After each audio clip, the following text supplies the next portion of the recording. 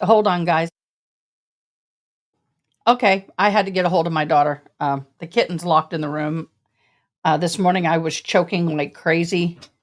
The kitten's locked in the room.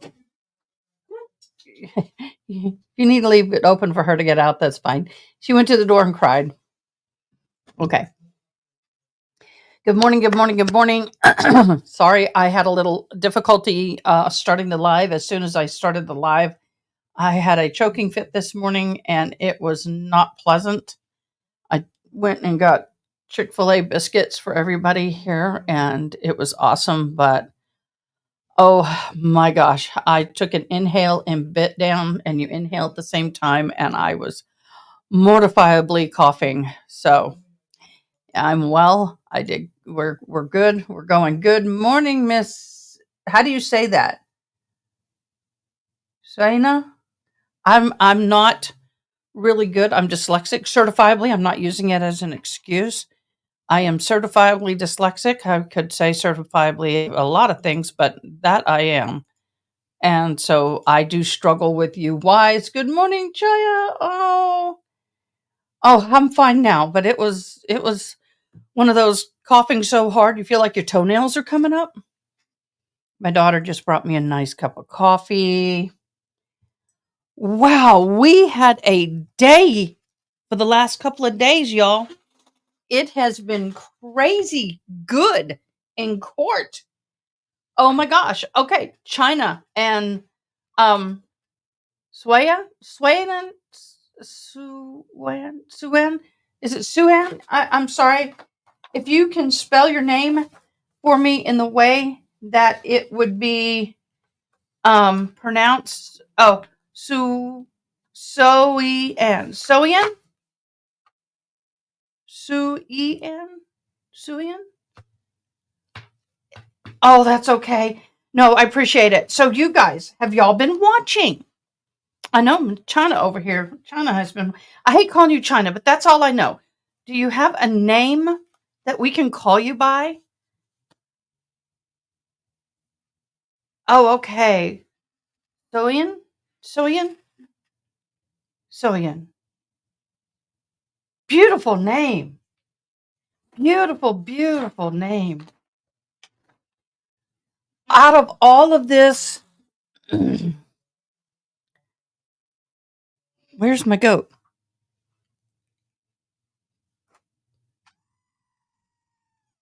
That's what I wanted to do with Jennifer McCabe this whole entire trial. Jennifer is a freaking hot mess, y'all. Freaking hot mess. When she said, proudly said, I'm a retired teacher, I wanted to go. My kid was in your room, I would remove them promptly.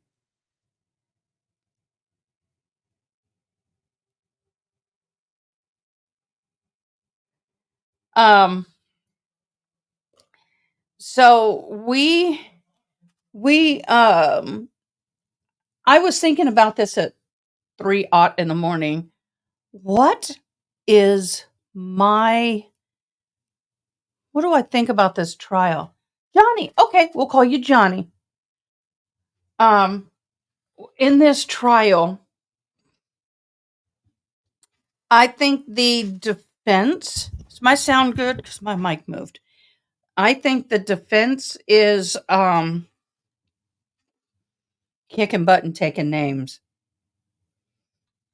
We appreciate you coming back. Oh, I got some on my shirt. Well, let's see. Prosecution, I think, put on their best witness yesterday, and that definitely was Carrie Roberts. Carrie Roberts. And I think that that was our best prosecution witness. Not so much in the fact that she won them a lot of points. But I think as far as the ability to testify, to get through the process, most agreeable, I think, for the jury to follow. I think she is their best witness. Now, the worst witnesses for the defense, I think, have been definitely Karen and Colin Albert. Jennifer and Colin Albert, I think, have been the worst for the prosecution. I think the situation with Colin Albert and his knuckles, yeah, no. There have been people that have hopped on social media who know the boy and said he is a fighter. When he gets alcohol in him, he is ready to rock and roll. So that to me does not change. I mean, that's exactly how I felt when he was finished testifying. What do y'all think? Oh, so the thing about Jen is that she is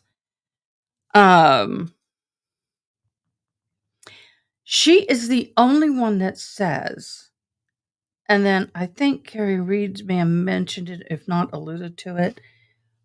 Carrie Roberts. These names are going to kill me, y'all.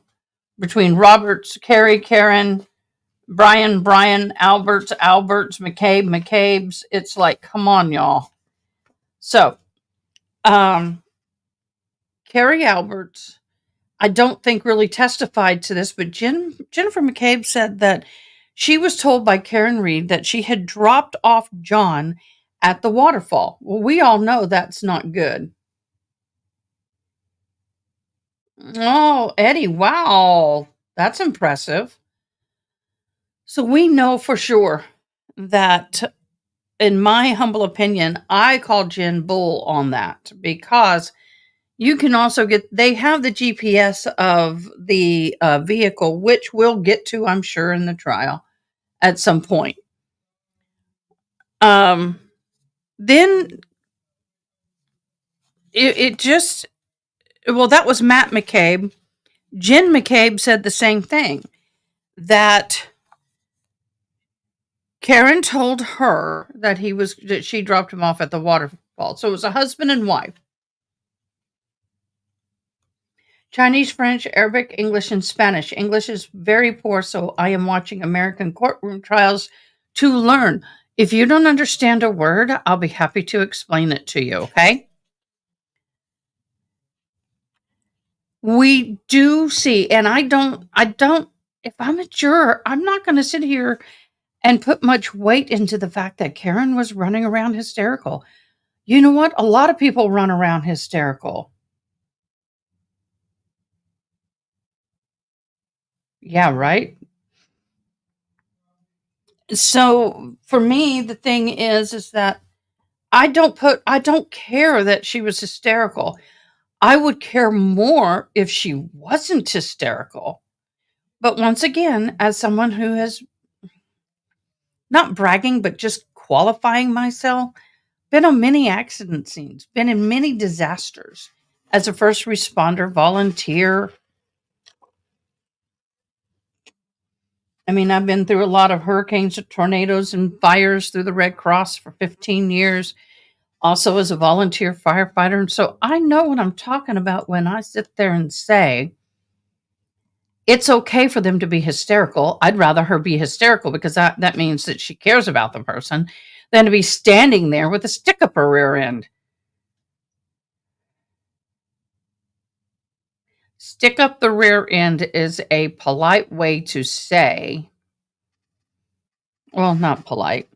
Standing there doing nothing is what a stick up the rear end means, politely. No, I haven't, but I will. For her to send, she said, Karen ran around screaming, "Is he dead? Could I hit him? Is he dead?" I is also watching that trial. Okay. Do you mind if I correct your grammar? It's I am also watching trial. The thing about her hands, and they accused her of saying that she looked down at her hands and said, I think I got my period. And they said, no, that's not your blood.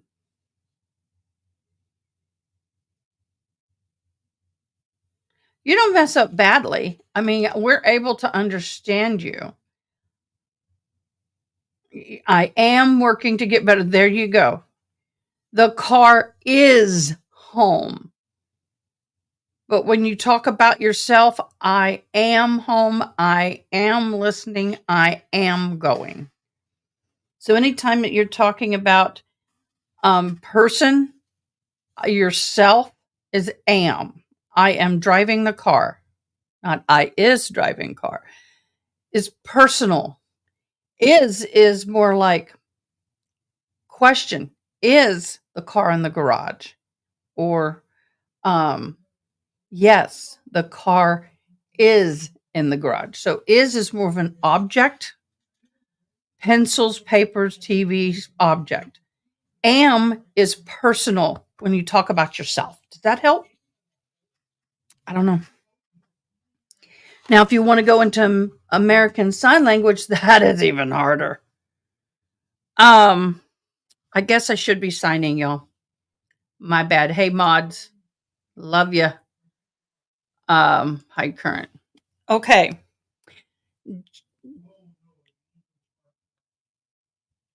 It's hard to talk and finger spell, so I'm setting it up. Signed Hal Jim McCabe. Okay. Um,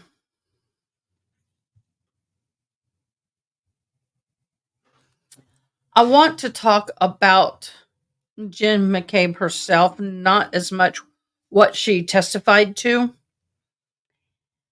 I feel that Jim McCabe is in a bad position. I understand that.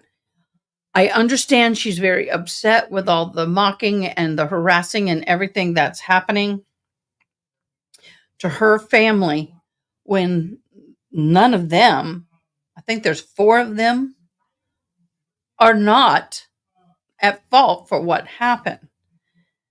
Jen McCabe wanted to try and help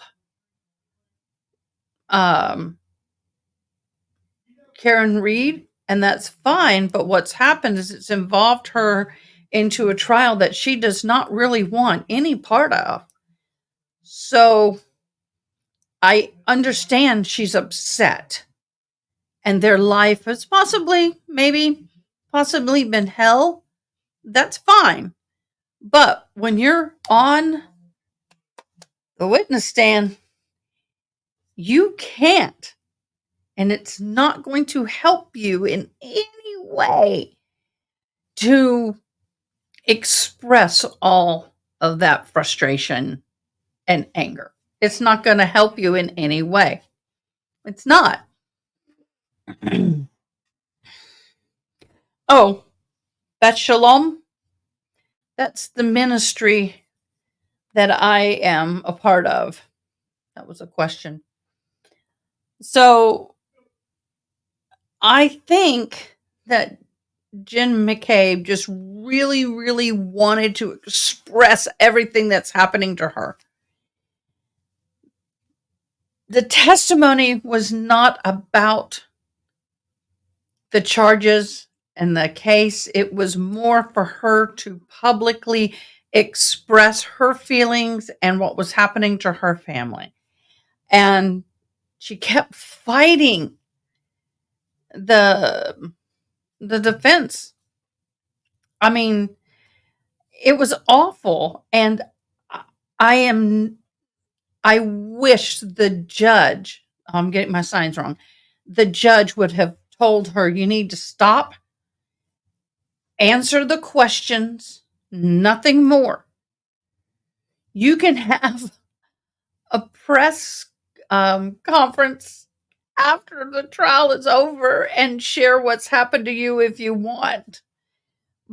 But the courtroom is not the place for that. It was really, really interesting. And I was happy, and I know I should not be, for the defense attorney to really, really stand up to her. There were a few times that we had a moment similar to the Johnny Depp trial with saying, I am asking the questions here. You need to answer the questions and only the question. Nothing added. Period. What do y'all think about that?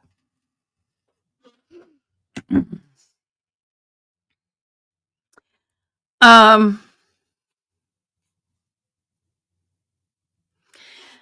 the thing about the Life 360, how many of us have that app, Life 360?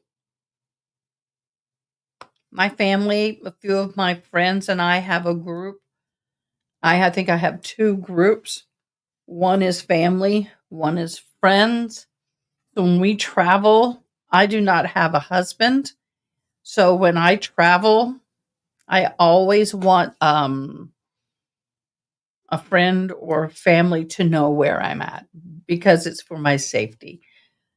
That app is not off by a whole lot. I have never seen my experience with that app. I have never seen it be wrong. Never. And for her to get on the stand and the witness stand and testify that it was wrong, she knew her daughter was out and not home until 1:30 in the morning, I think.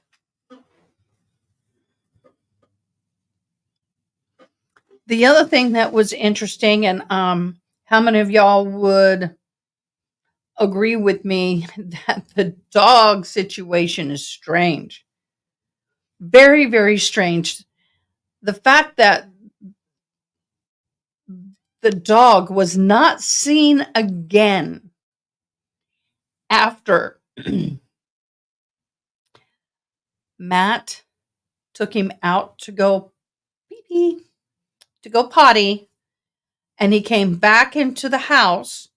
He was taken up the stairs and into the bedroom, and that was the last time anyone states they saw the dog after about, what was it, 12, like midnight, 12:30ish.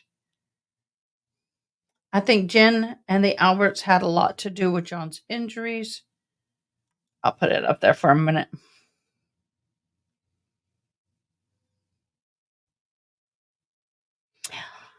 I agree with maybe the first part at this point, but the second part I can't agree with. I've known many, many, many people in my situation that were just friends that were harassed, and not everyone is guilty who goes through that situation, but I think they helped themselves make it worse than it needed to be by their behavior. One thing I learned about being involved or a part of a situation where my ex-husband was going through trial, keep it shut. Don't talk. Don't look at them. Ignore. The more you react, the more they're going to do.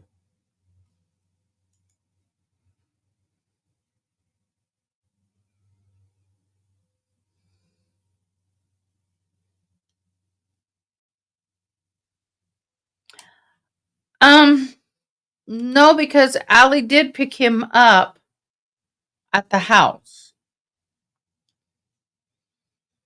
That is a given, but why? They may have met some friends at the house, at the school to help with the situation. I don't know. But I think that, and I don't know who, maybe it was Caitlin, had taken the dog out of the home because she was the last one to leave and no one would see her with the dog. I think Caitlin, that's hard to spell, Caitlin, is the one who took the dog and left. He possibly did flee Albert home. I believe that is possible. But who thinks, I'm looking at my notes, who thinks that the Jeep is an interesting situation? And I don't see anyone deaf on here, so I'm going to take a break from signing because it's hard to think and sign at the same time. Maybe I'll start signing and not talking on a second video. But I'm going to take a break. If I know someone's deaf that pops on that's watching, I'll sign again. But this is just for practice. So the situation, I believe, with the Jeep, y'all, that Jeep situation is strange. I'm not sure if I believe the McCabe's that the Jeep was there. Nobody else saw the Jeep, but I want to know, when did Brian Higgins leave? And all that will be answered on Friday, tomorrow. So hopefully Brian Higgins will take the stand tomorrow. But where was the Jeep parked? Okay, all my little mods. What is the deal with Brian Higgins and the feds? Help me out. This is a discussion. Oh, I'll open up the phone lines. How about if I do that? I'll open up the phone lines. I'll connect the phone. We'll do that.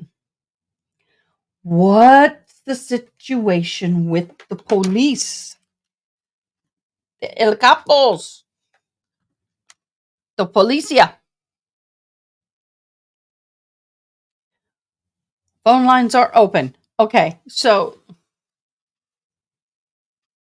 I love my long hair, but strings of hair sometimes. Let me Google that and let's see what comes up, because I remember watching this video and he said, is it back here? Yeah, it's back here. Let me find it.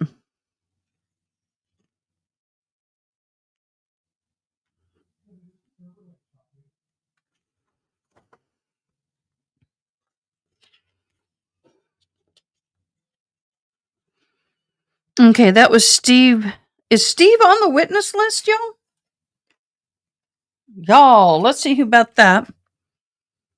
But I think that's the next page.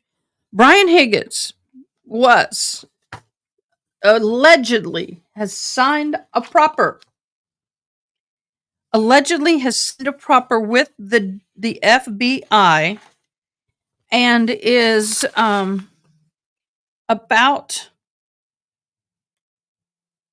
No, he's not on here. I was hoping he would be. About being told the words were signed a proffer agreement stated with FBI, the Assistant District Attorney of the United States, that he destroyed his cell phone and SIM card. Michael Morrison, the DA, told Brian Albert to do the same thing. The district attorney will burn his first assistant, has nothing to lose, wants to know what the Fed has. What's y'all's thought on this? What is your thoughts? That's an interesting thing. And then I'm surprised. Well, they can't brief Steve on because it's all hearsay, so he would not come on. Y'all, I cannot find my video for day 13. It disappeared, so I'm going to have to possibly redo that video. Oh, I did another one of those double page turns accidentally.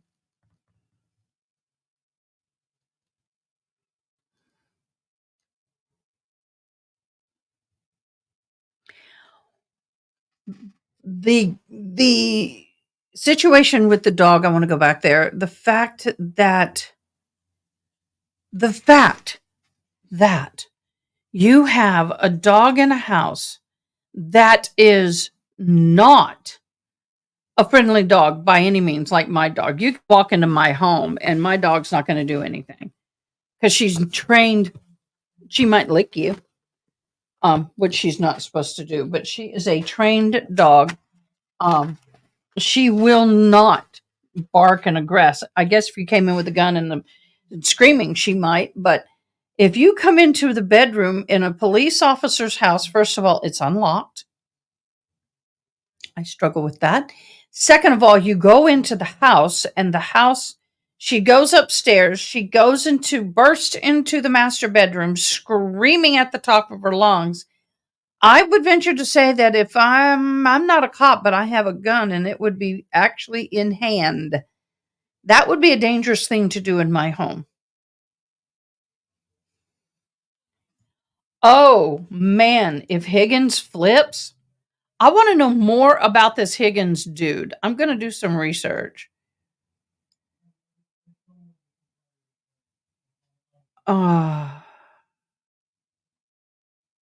So let's Google Brian Higgins.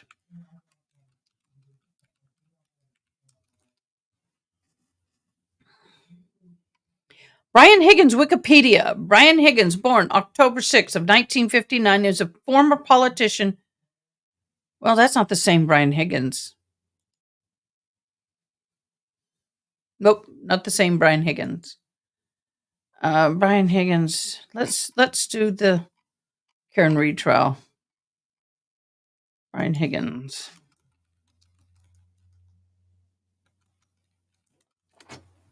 Hi, babe. Hey, where are the lighters?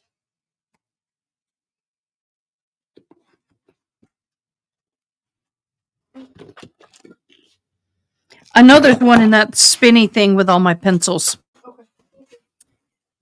Does it stink that bad in here?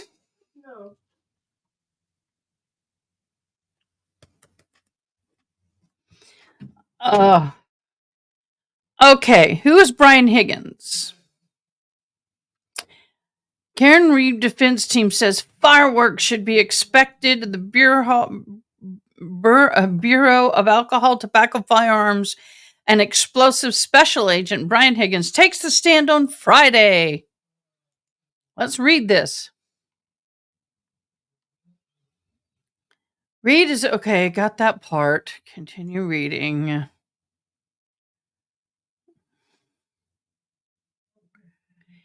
Ooh, he's expected to testify in court on Friday. Court is only scheduled a short session. Watch. Who is Higgins? Let's read. Higgins is a friend of the Alberts and was present at the party at the Albert home on Friday. I'll bring it over here so I'm more in front of you.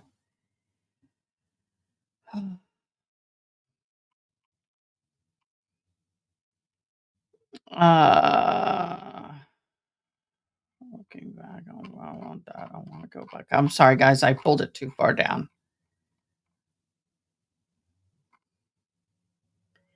All right, here's again. Reed defense team says fireworks should be expected with the Bureau of Alcohol, Tobacco, Firearms, the ATF. Special Agent Brian Higgins takes the stand. Reed, we know what she's accused of. The case has garnered national attention because of the allegations against the state. Brian Higgins is a close friend of the Alberts family on Fairview Road and was there hours before O'Keefe was found dead outside. According to the court filings and witness testimony, he had previously exchanged flirtatious text messages with Reed, according to the court filing for the prosecution. From the prosecution, he is one of 3 men that Reed defense team said had motive, opportunity, and means to attack O'Keefe that night.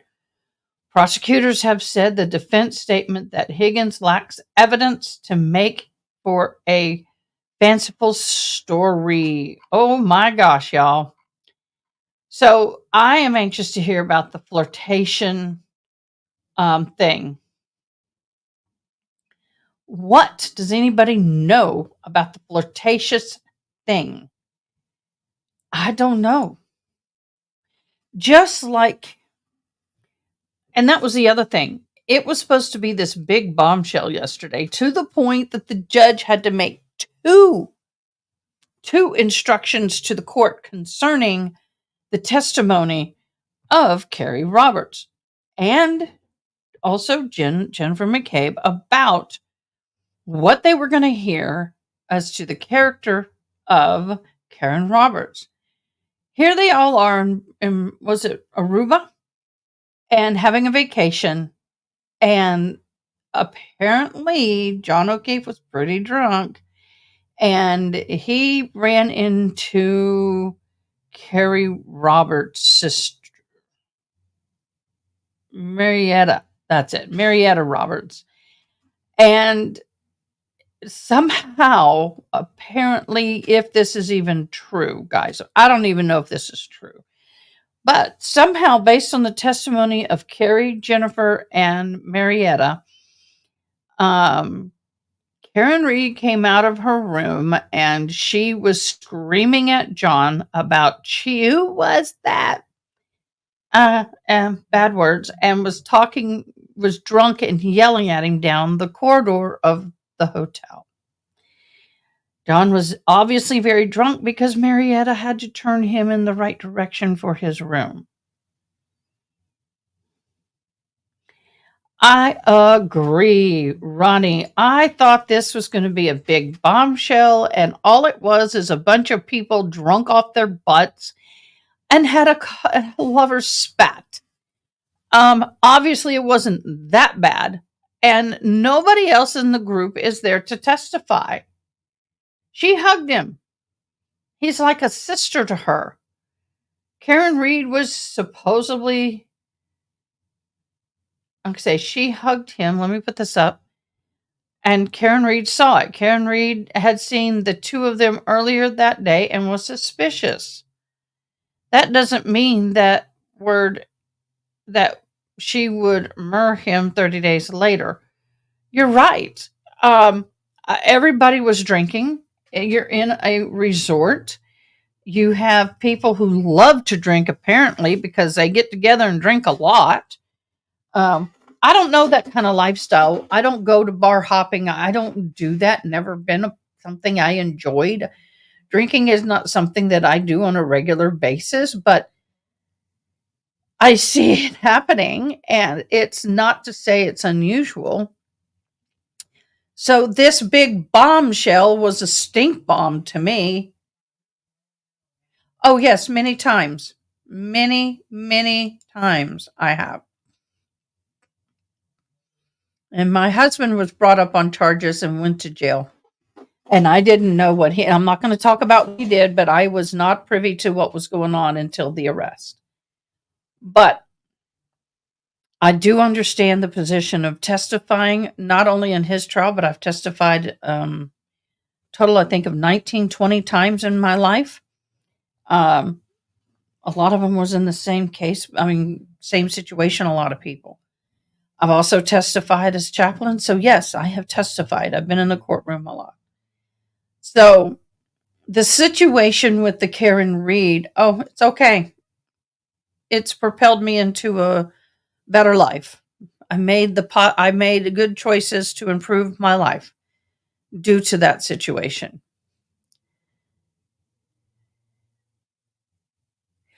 Oh my gosh, y'all, have y'all heard this? The United States sue to break up the Ticketmaster parent Live Nation.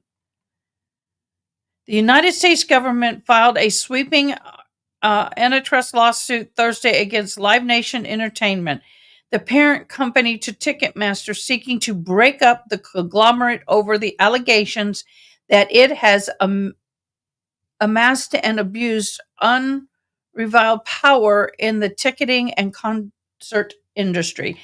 Oh, yeah. Yeah. You can pay $50 for a ticket seat, and then by the time you pay all their fees, it's $120.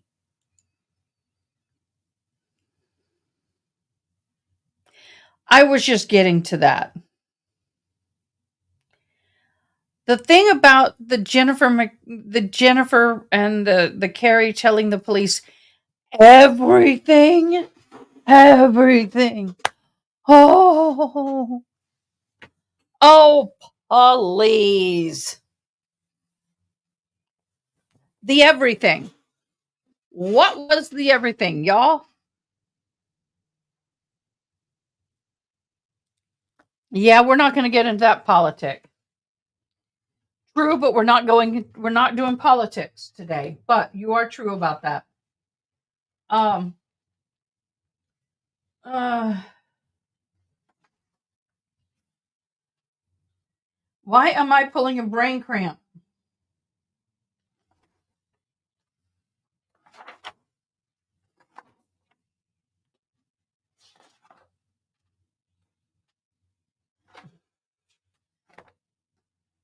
What was the everything? Why am I pulling a brain cramp?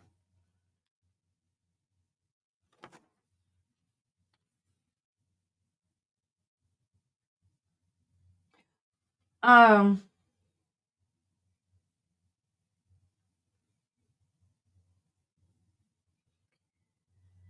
so for her to sit there and say, that quote, John really loved Amy. And in my eyes, Karen was a babysitter with benefits. Sorry. Who deleted that comment? I was just getting ready to read it.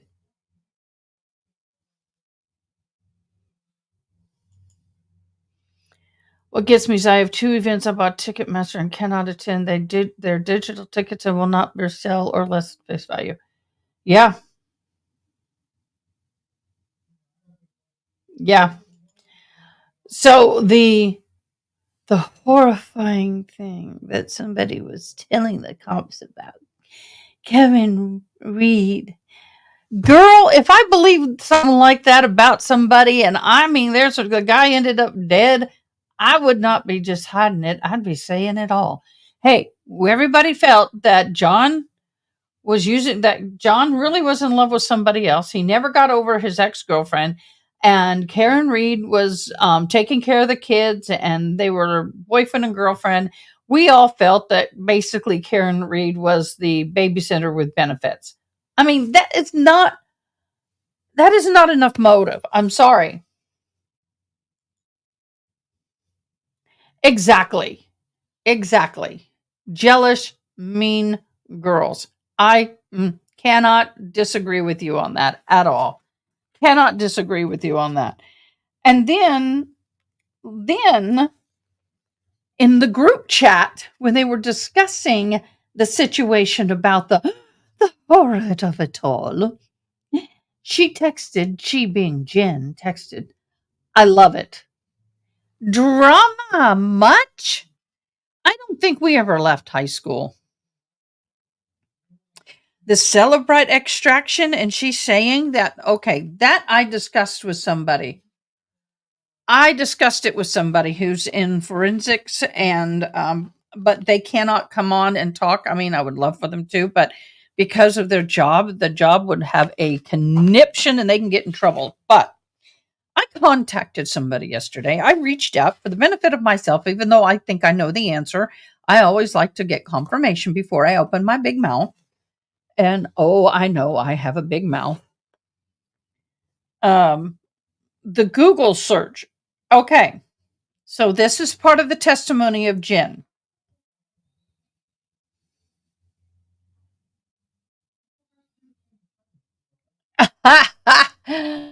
I have done the electronic bull riding, and I was much younger. This chick is old, and I am not getting on the bull. But I'll put the hat on if you want me to. So, she was asked, what did she do when she got home? And then she goes, well, I went home and then I got my phone and got in bed. And she had Googled ozone basketball after 2 a.m. because her daughter was getting invited to get involved.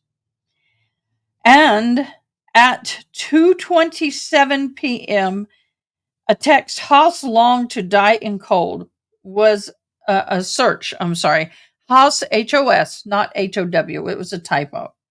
To how long to die in the cold showed up in the metadata or the Celebrite extraction on her phone. She states that that was not her. I've heard them say that the text was deleted and everything, but y'all, I'm going to take it, y'all. Metadata, forensic don't lie. You did.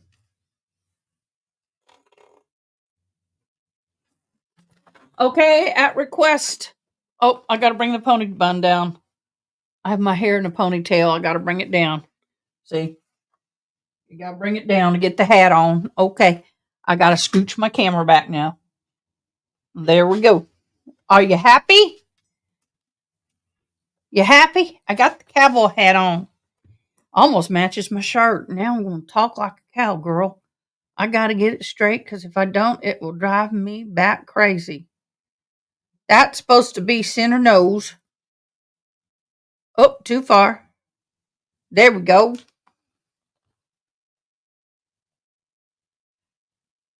Well, thank you, darling. Now I'm going to talk like my grandma. This is how my grandma used to talk. God love her.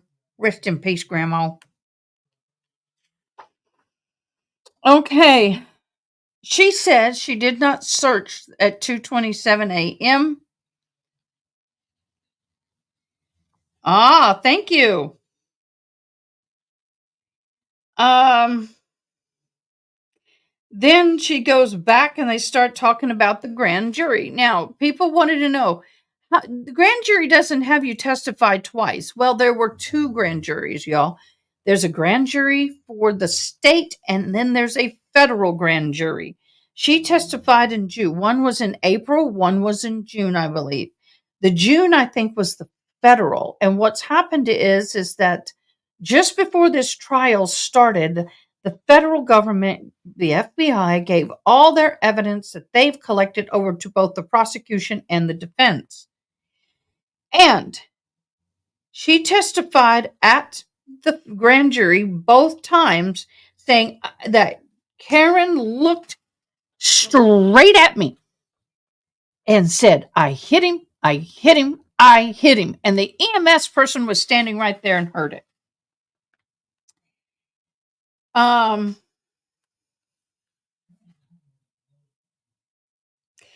Then on January 29th, she met with Matt Proctor, the state trooper Proctor, who was the lead investigator of this case, met with him. And as they said that they had asked for phone, and I gave it to them willingly. I know I'm mocking her. She said, and they said, yes, you signed consent. And she said, I gave it to them willingly. And then,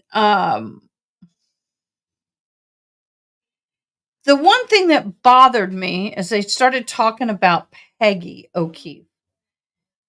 I know she's not going to get on the stand. That woman does not need to get on the stand. But both Carrie and Jennifer are stating that while Carrie was driving the mother to the hospital, I believe, or shortly in that time frame, the mother stated to her, "You and Jen need to write all this down and create a timeline so you don't forget anything." Well, y'all, at the point of her going to the hospital, she didn't know her son was dead or dying. She knew he was critical, but he was, in all intents and purposes, DOA at the scene, but they did everything they could to save him. He was very cold, body core temperature when they got him into the ambulance, and the first temperature they took was 80, so he had to have been in the 70s. As a body core temperature, yeah, that's no bueno. But that comment bothered me.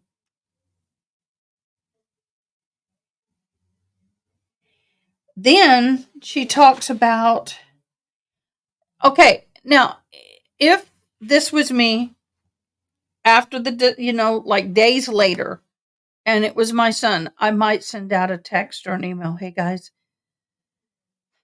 I believe my son was murdered. If anybody was around, anybody saw him in the last 24 hours, would you please document what you saw and heard? And then that way, if this goes to trial, you won't forget. But I doubt that she meant. No, that's not a customer. Tell Matt that's the guy selling food. I And then I'm sorry, Matt. We get people coming in here selling, loaves and things, and I can tell him no so many times. He's the owner of the business. He can tell him no. So anyway, I could see her saying that in a certain situation, but the thing for me is for them to sit together and do it. That's a little suspicious to me. I'm not liking that so much. That to me bothers me. Once again, she went back into this, poor me, we've been harassed. Then on recross, she said the word, I hit him, I hit him. But let's go back to that comment of I hit him, I hit him. It was not. She'd been interviewed a total of 12 times, either via interview, deposition, two grand juries, etc., etc., etc., right? And we're sitting here and never until the grand jury did she say these specific words, I hit him. Jen said that's what Karen Reed stated, but it was not what Karen Reed. She said prior to that, did I hit him? Could I have hit him? But it was not the statement, I hit him, until the grand jury in June. So that is when, or April maybe. I have to figure that. I'm got to go back over my notes for that. Then they asked, it was April. And that's right, it was in April. Then she was asked in the recross. Sorry, I'm trying to get comfortable. In the recross, I don't know what that is on my shirt, y'all. In the recross, she was asked, when did the harassment start? Technically, when did that harassment actually start? And she stated, it started, and he goes, did it not start after May 20th of 23? And she goes, yes. It was a public hearing after the Google search came out. It wasn't until May of 2023. Where are we at now? Yeah, a year later. But this happened in 21. Well, January 22.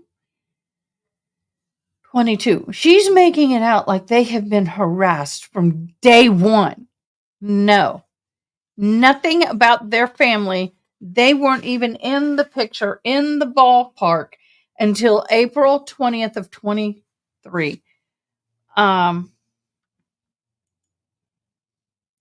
Shadow, welcome. Please like, comment, and subscribe. I feel like KR hitting by accident. There are too many people involved in the conspiracy for it to feel true. This is a lot of people have a lot of conspiracy theories. Um, I tried so hard with this case just to go by the facts that were presented, but the problem with this case is there's so many rabbit trails that it is hard as heck to keep it straight, especially when you don't have any kind of background in this. And like with me with the glass, I when I came up with that possibility, I had not seen anything else other than the trial. And they're talking about a dog and the injuries on the arm. And so I pulled up the pictures of the injuries and I'm like, I don't see the top puncture and the two bottom punctures because dogs don't bite and do this. They bite and then pull. So where's the opposing punctures unless it was bit this way? So you have the big teeth here and the little teeth here, and they bite that way. But when they pulled that glass out of the bag and the way it was broken, I went ding, ding, ding, ding, ding. Could it have come from the broken glass?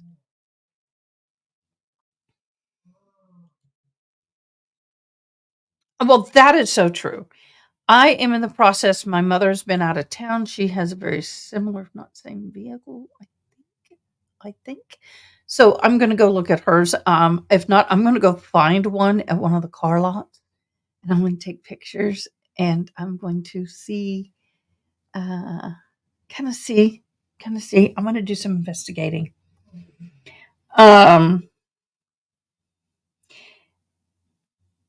the the whole gist of her testimony just absolutely gets me. Um, I don't believe it. Absolutely do not believe her testimony. I would honestly, if I believed anything, I would believe that there's an ulterior motive to this. Now we get on to Carrie Roberts. Now, Carrie Roberts said that they had gone to a bowling with their family, got home about 8:30. Um, she said that she received a call 5-ish, something in the morning. John's dead. Carrie, Carrie, Carrie. And then Karen Reed hung up. It was so loud that it woke up her husband. Now, once again, I think it's funny. People go, well, Karen Reed knew. How was she saying he's dead when they're working on him in an ambulance? Um, Jennifer McCabe or Carrie Roberts said, if he's working on Carrie said, they're working on him in the ambulance. He's not dead. Okay. Not true. When someone is hypothermic, um, many times it has happened when you bring their body core up to a more normal temperature or a certain level. I'm not a doctor, but a lot of times the body kind of thaws, and they can get the heart beating again.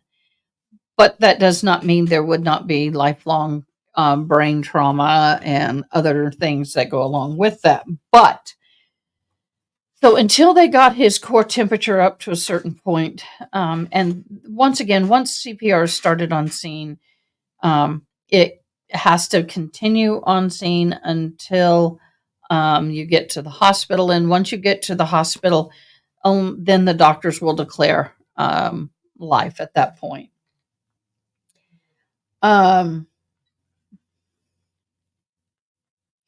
She also, I mean, sorry, I say she. Carrie stated that Karen Reed stated that she was afraid that John got hit by a plow, um, and that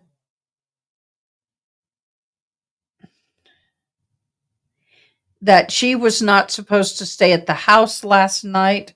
Something had happened. We drank so much, I can't remember any of this. Okay, I'm not too sure I believe that because when she left the bars, she did not appear that kind of drunk. Nobody else is in all the questioning, nobody else has put her in that state of mind. Hysterical, yes. Slobbering, what we call blackout drunk, no. Um, okay, Shadow and I, let me explain that. They are told, taught, and trained to show no emotion. Look at Hannah Gutierrez's trial. Same thing. The lack of emotion does not prove innocence or guilt. Well, look at the trial with the rancher. Oh, the Kellys. What was the George Kelly trial? He was. They were stone faced. You are taught that. You are, as much as possible. They work with you on that. When you're in trial, the last thing you need to do, especially as a defendant, is get overly emotional. And the courts don't allow it a lot of times. In the killing where she killed the mother and father were charged with second degree murder because their child killed some school kids. The mother was hysterically crying and almost got kicked out of the courtroom. It is, well, but once again, it is natural to show, but you're told, do not show emotion. The thing is I have seen her in some of the situations looking down. I've seen this. So she is controlling her emotions.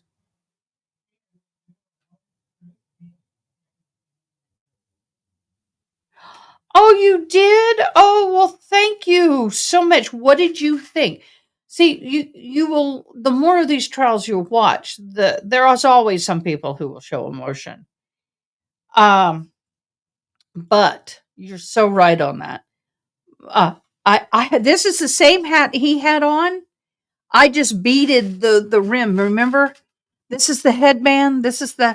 There's two styles with this headband. I have this one and the other one, but this is the same hat that he had, same company and everything. Yep, love it. I'm wearing this for our John in China. He wanted me to wear it. So I have a huge question, y'all, my friends, and y'all, y'all can call in. The lines are open, but nobody is talking about the bloody blankets. That has evidence. I would love to interview him. I'm giving them space. I don't know how to reach out to him, but I would love to have him come on and interview.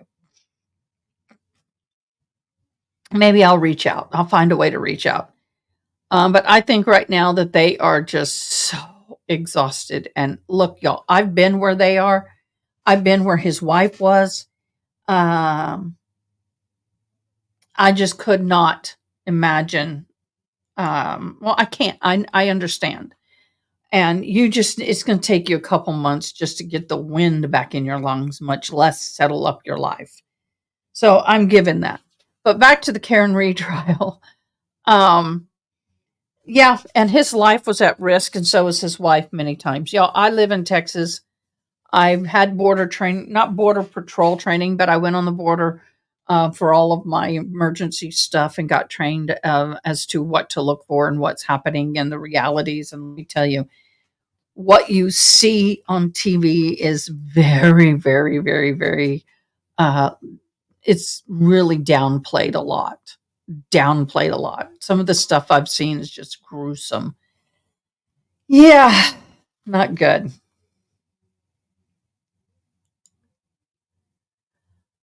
Forgot about the blankets. Investigation was conducted poorly. Yeah, I want to talk about those blankets. She had blankets in the back of a car. Anybody who lives in snow up north always should have blankets in the back of the car. And there was blood, she goes, all over the blankets. I guess from the back of the head. They probably covered him with one. There were multiple, and then they put one under his head, most likely. That is what a lot of people do and say. Um, I can't make that assumption. I'll go back to that comment.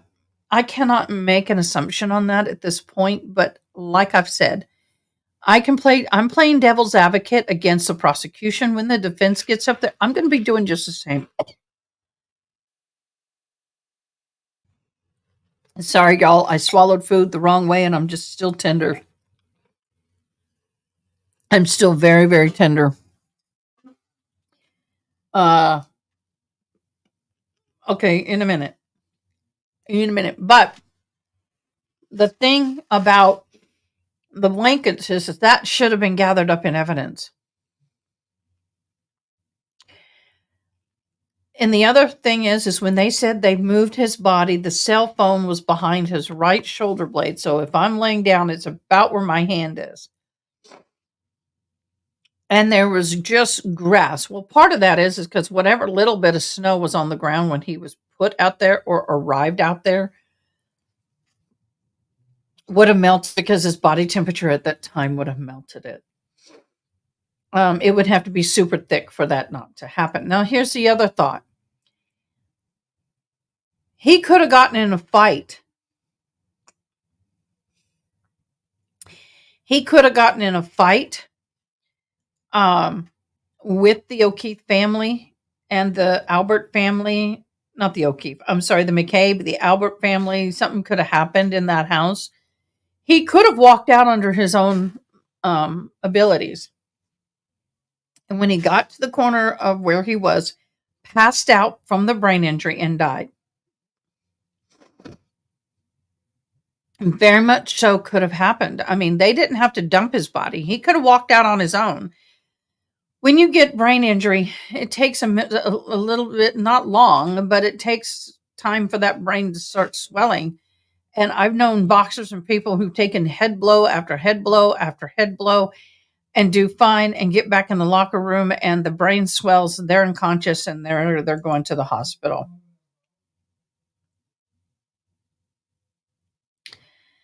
The blankets have never been brought up.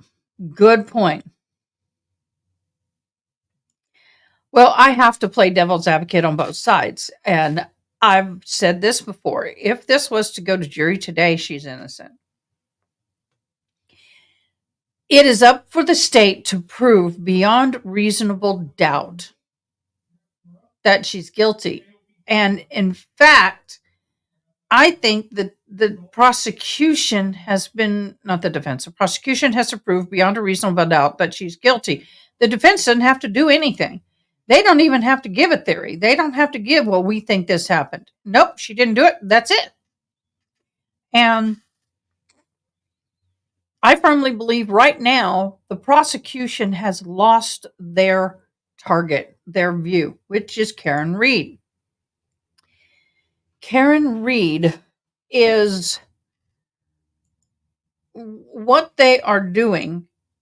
Oh, I didn't want to delete it and I deleted it. Oh, I'll just leave it up. Karen Read they are trying her for murder. And instead of focusing on what Karen Read did, they're too much focusing on defending the defenses. They're defending the defense. I do believe they overcharged. If this was an accident where she backed up accidentally in a blizzard and hit him and didn't know that she hit him, nope. I don't believe she should be charged with this. Definitely overcharged here.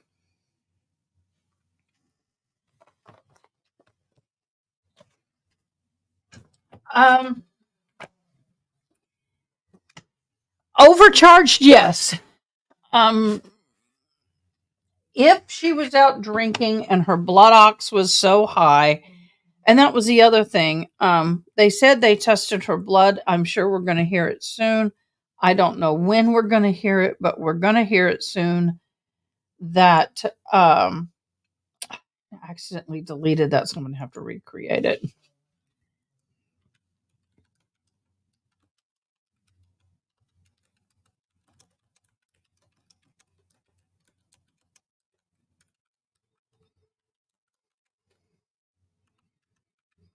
Tumblr Drawing Friday.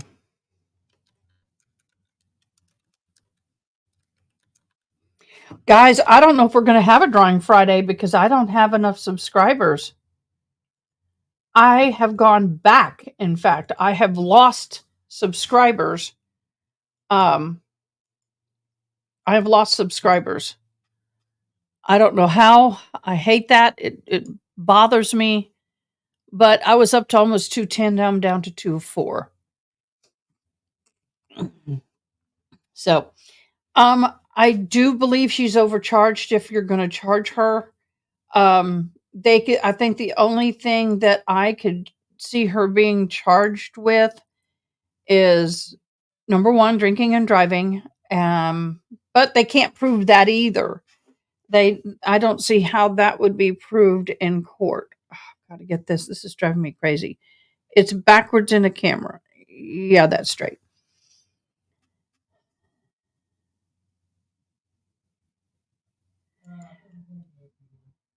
We will discuss it, my dear. Oh, that reminds me. I need to take somebody out of being a mod. They've requested to be removed for now. Do you think all of us linked to the Alberts? My goal of subscribers is 1,000 plus because I've got to be able to get to 1,000 so I can start monetizing. We were supposed to have some, this Friday, which is i.e. tomorrow. I think I'm going to extend it to next Friday.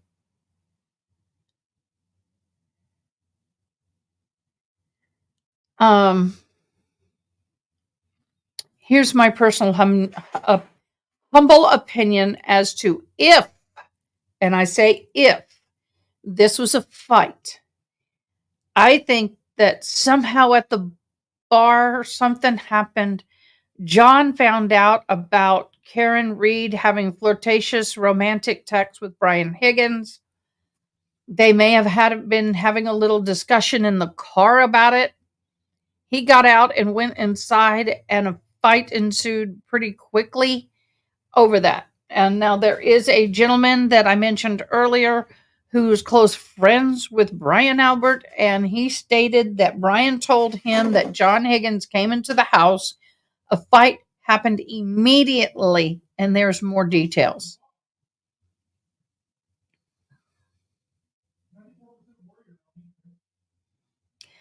I believe that everybody in the house, if that did happen, okay, well, I was going to do something else, but okay. Okay. Um, N, I need you to message me your contact, your full name, address, phone number, and email, please. I need people here who can be here when I'm on live. Right now, it's a lot more than normal because we have an 8-week trial, but I go live 8 o'clock Central Time, and we're on as long as court is on.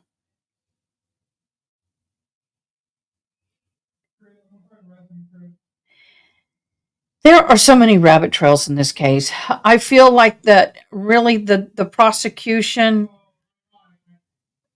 it may be, but I feel like the prosecution is handling this case all wrong. Yes, no, because I send blessings. I can't pay you, but I might send a gift card to Starbucks. I might send you little gifts here and there for thank you for doing what you're doing. So I like to have your address because I like to bless people and just send it without telling them they're getting it. So when they get it in the mail, they're happy and surprised. Oh, I understand this is the internet, but it's just so I can send you little love tokens of my appreciation. And it's not shared with anybody.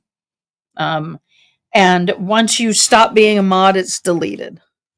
You can still watch and participate when you stop being a mod. You are still a part of the family. Once a part of the family, always a part of the family. I just sent Recovery Addict for helping me out with some of my technology, his favorite pickles, and I sent him a new kind of pickles that I don't think he had before. I sent his wife some lotion. So I just like to bless people. But if you're not comfortable with it, your full name and email and phone number in case I have to text y'all. Well, thank you so much. Please subscribe if you have not. It is vitally important that I get to. I've only been doing this. This is my 9th week. I'm going into my 10th week, I believe. So a little over 2 months. I worked very hard at getting all this set up and took me a year to get all the technology. I don't like being in debt, so I bought everything and saved up for it.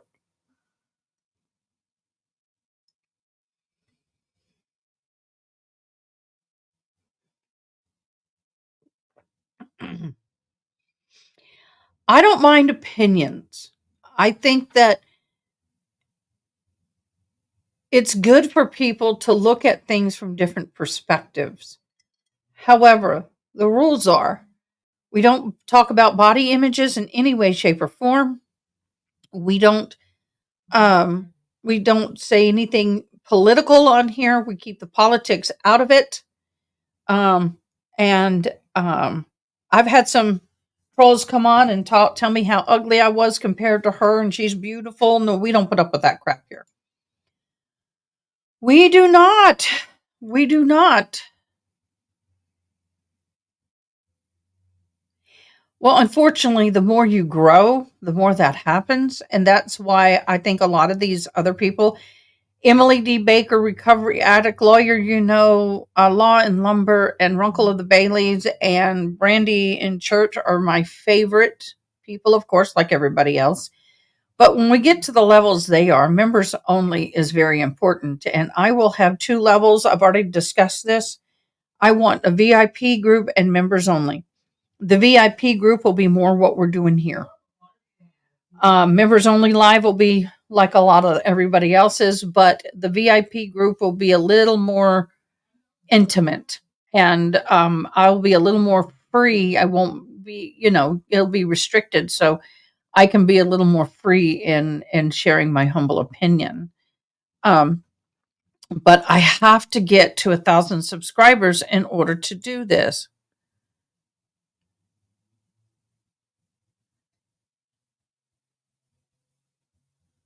What?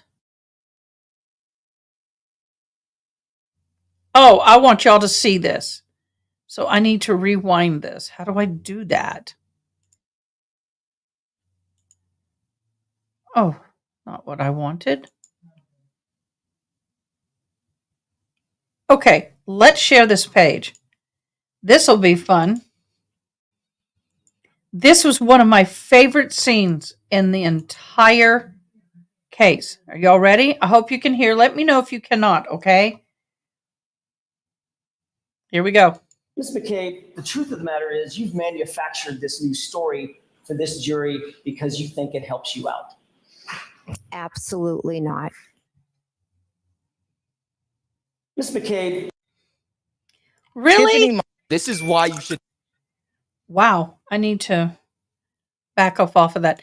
I had a meme on my phone and I saved it, but it doesn't show in here. This was really cruel, y'all. So if I can find it, I will. Let me come back to me. If I can find it, if I can send it to myself, I will. It is so freaking funny. And I don't know if y'all have I gotta find it. Downloads. There. Share. Email. Yep, I'm gonna send it to myself. This is funny.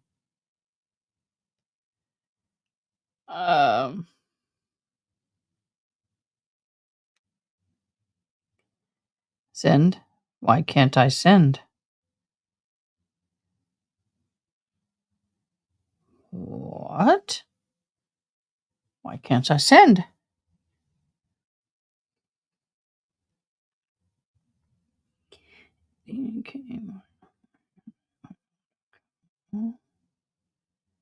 Return.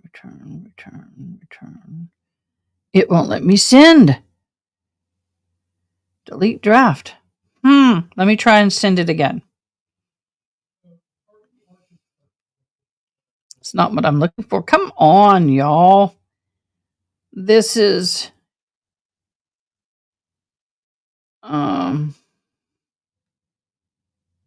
Share. Facebook. Ada. Send. Okay.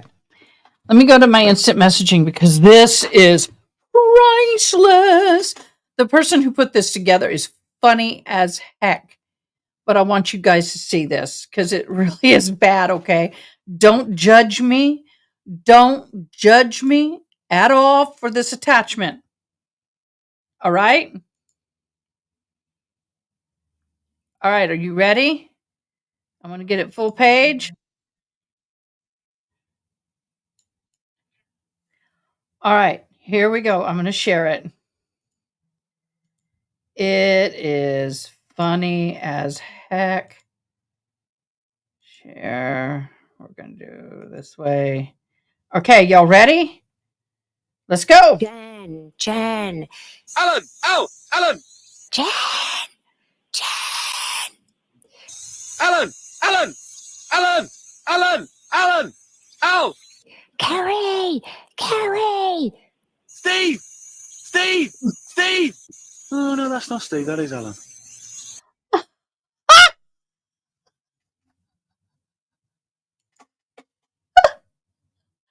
want to be with him.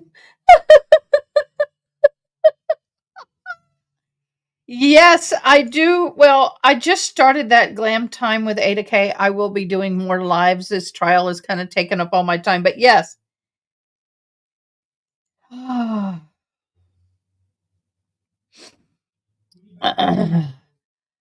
think Jen needs to get some braces. And I can't say anything else because we can't body shame here. All right. Was that not funny? Was that not funny? I'm sorry. I'm not sorry. That was funny. I could not resist it, y'all. Could not resist. I know it was mean. I apologize. Sometimes we need to laugh to break the tension. And that's important. That is important. Okay. So I think the best person for the prosecution thus far has been Carrie Roberts. And mods, do your job. Please. I put the person in timeout. Hopefully you won't be able to see those comments. Let me go to my YouTube channel and look at comments and see. Okay.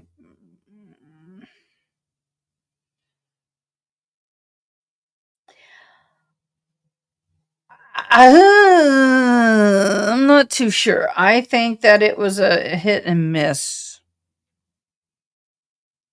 I think it was a hit and miss. Guys, we don't talk about plastic surgeries. We don't talk about any of that on this page. I'm not trying to be mean. Okay, her husband makes $210K a year. They have money for personal choice not to have. Correct. Okay, guys, this is where I don't like. I don't care what she looks like.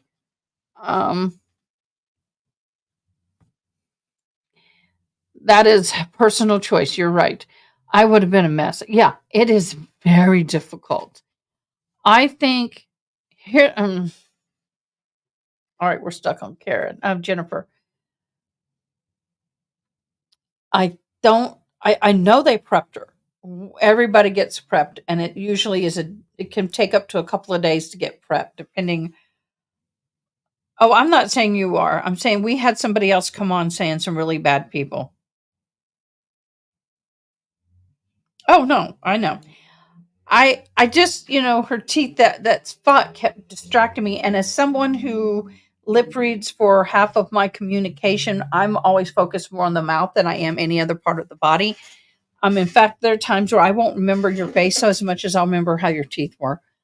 But that's part of being deaf in the way I am and what I focus on. And if you're not signing, I'm focused on your mouth. So I will know your mouth more than I know your eyes. unless you've got something unique. But the thing is that we have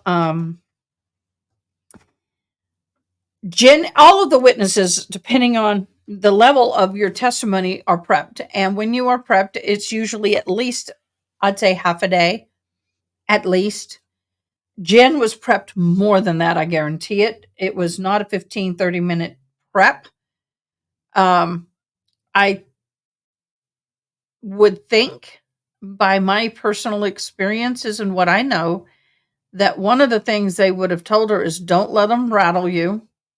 If you're unsure about the question, ask them to rephrase or repeat it. If you don't remember, say, I don't remember. But the other thing they say is if it's a question that you're really uncomfortable answering, or if you think it's going to hurt your testimony now this is, on cross-examine, you can say, I don't remember, if you can't specifically answer the question in the way it's asked.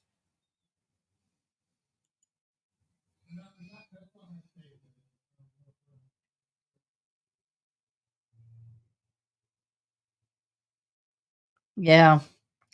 My daughter had braces twice. I've had braces twice. Yep. So it also helps with the jaw alignment. It helps with your chewing and eating to have your teeth set right. And hers are definitely forward and not setting evenly. She can function with them, of course, but I would not be surprised if she didn't have a lot of headaches. I'd be surprised. But I think that what she did by demanding to look at things, he'd ask her a question, and she goes, I don't know, did I say that? She was not, what's the word I'm looking for? She was combative. I think with the defense, she did hold her own, but I think she came across too aggressive, too combative. If I can't recall something, for example, did you or did you not say in the deposition that that Karen Reed said, could I hit him? Could I hit him? Could I hit him? And he goes, that's not what I remember. Well, what do you remember? I remember I hit him. But what did you say in your deposition or in the other testimony you gave on April 20th of 22, for example? And he goes, I don't know. I don't remember the specific wording I used. Well, would it help you if I gave you the transcript? That is how that's supposed to go. But she didn't do that. She immediately said, well, can you show me? Show me what I said. And I think that in and of itself became very, very antagonistic and very aggressive.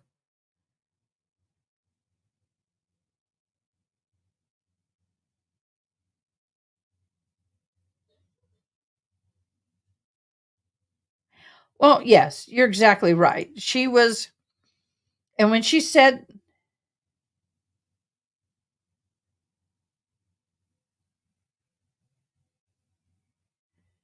how many D's did Karen, what?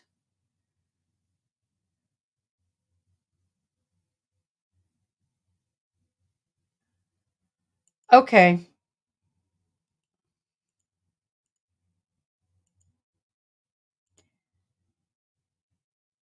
I think CG and Tex has been hacked. Because the lady I know that has a different emblem and wouldn't talk like that.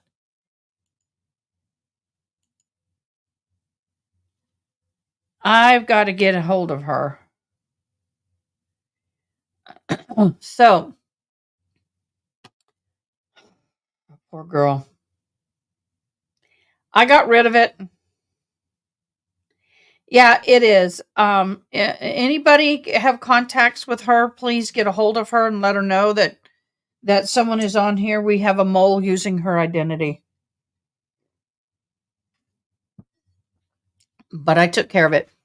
So the thing about me is the whole thing with her is I think she would have come across a whole lot better if she would just answer the question and allow the defense to offer up the documentations.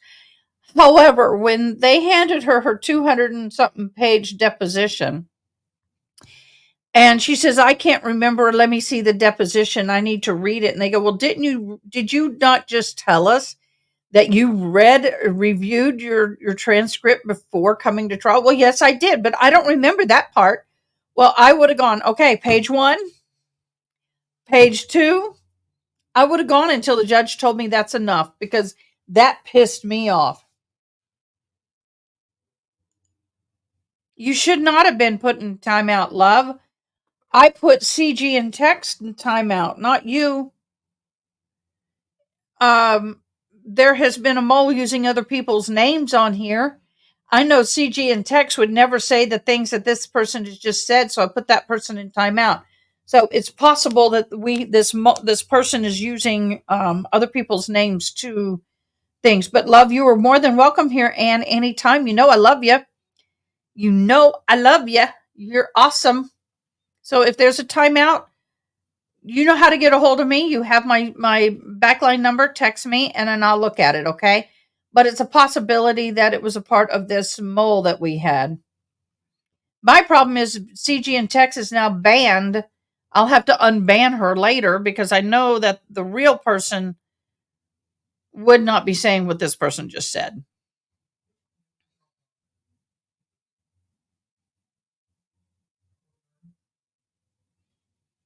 And if that is her, then I don't want it. Not cool. The Colin situation, I would love to have him back on the stand, but I've noticed that they have not been reserving any witnesses to come back. They're just releasing them. They have over 80 something witnesses. Oh no, 70, 84, 82 witnesses.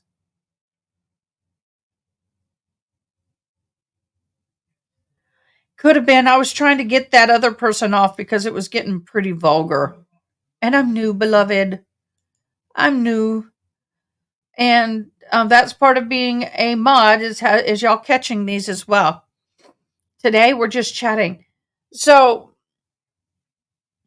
I was thinking about the poor dog, and I want to try and make something where I sit there. I'm going to try and maybe go on today and make a little short or something in Instagram and all that about, hey, y'all, guess what? I found the dog in the Karen Reed trial. I know where the dog is.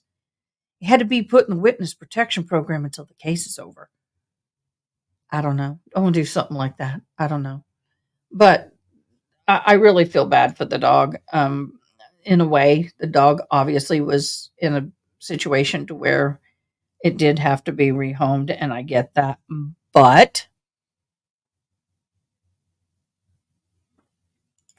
yeah, but with this particular mole was using CG-N-Tex, which is similar with a Texas logo.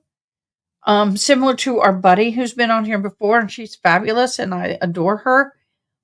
If anybody knows her or knows how to get a hold of her, we need to let her know that a mole has taken her identity. And if she gets blocked and can't get back on, because I had to block him. It was so bad, I had to block him. I don't want her to think that I blocked her, but the name is the same. I don't know what to do with that. Not sure what to do with that. And you missed that funny thing I showed.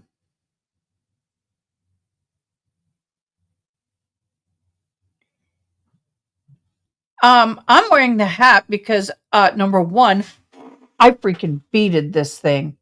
Number two, I have a person from China who absolutely loves this hat. They asked me to wear it. And guess what? My channel, I wear what I want.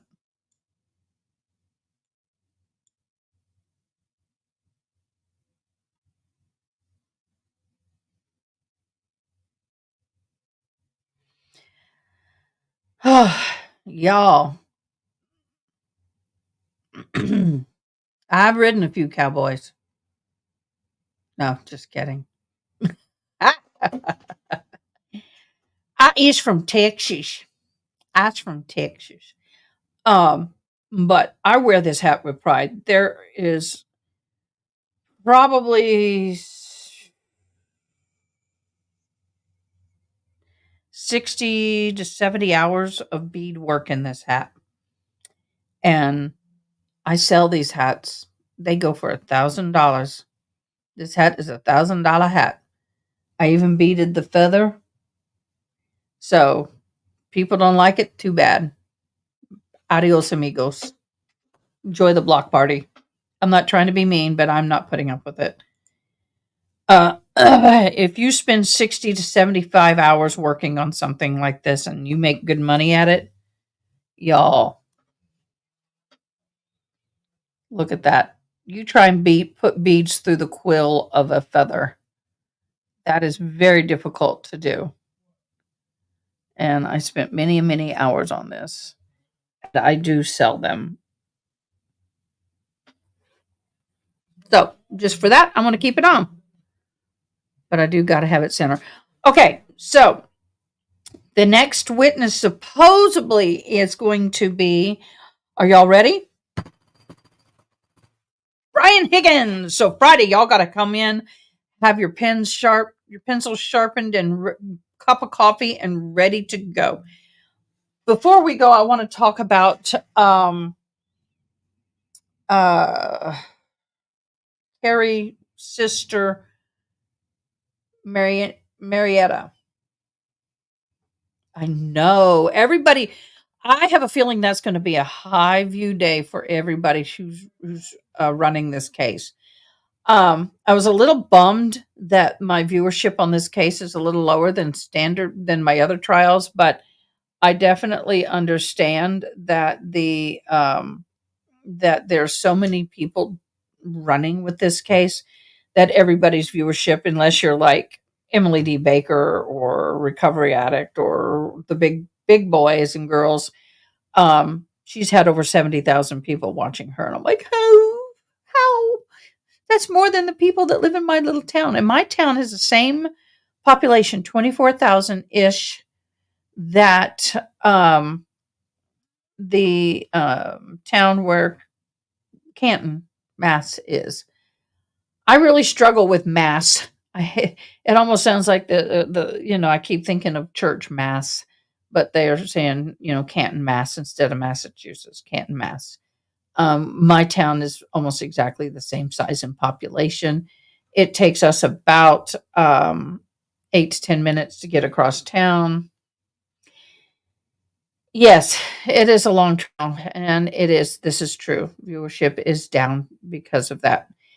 It'll pop up on the important days. So tonight I will probably throw up some shorts about Brian Higgins and how this is going to be one of the most important witnesses. He may become people say hostile witness, but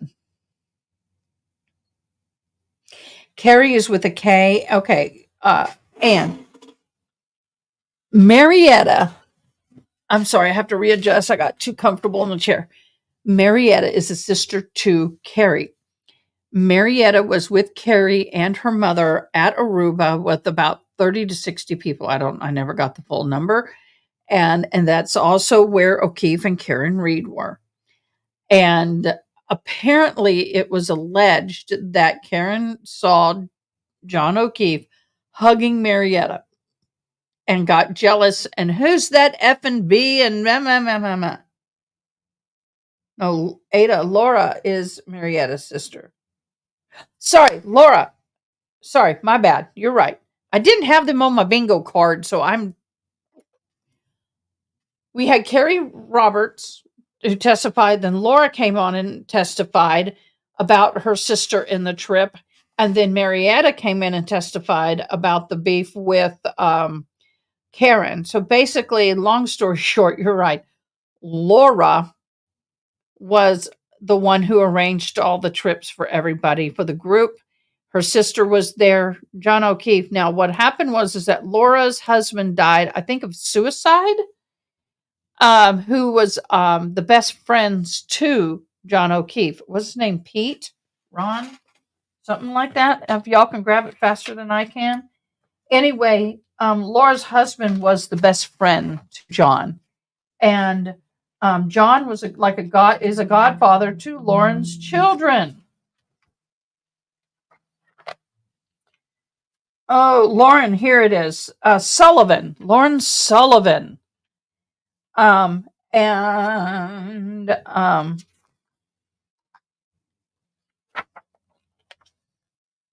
So Lauren Sullivan met John O'Keefe in May of 2013. Pat Rogers and her started dating, and Pat and John were best friends. In July of 2013, in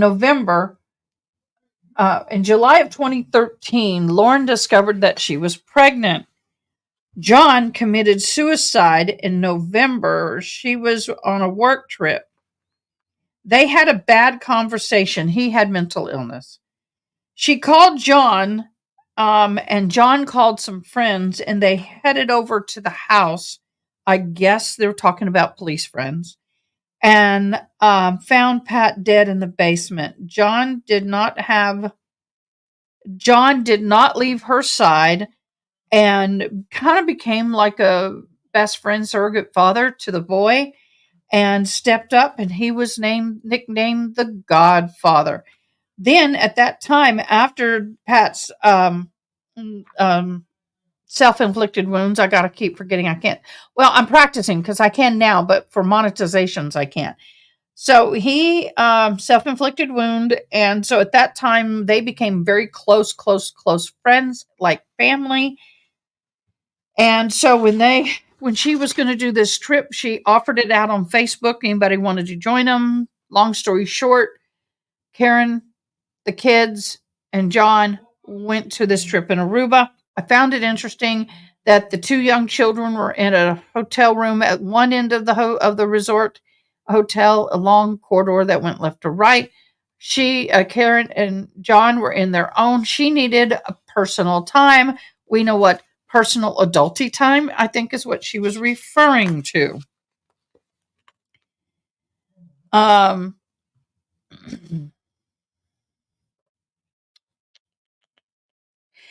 They said that at 12:30-ish, the day after they arrived, John was very vocal about wanting to watch the Alabama, his favorite football team, college level, play football while he sat at the bar in the pool. Everybody was swimming around. Then it's basically, I'm going to skip to it because we'll go on forever. But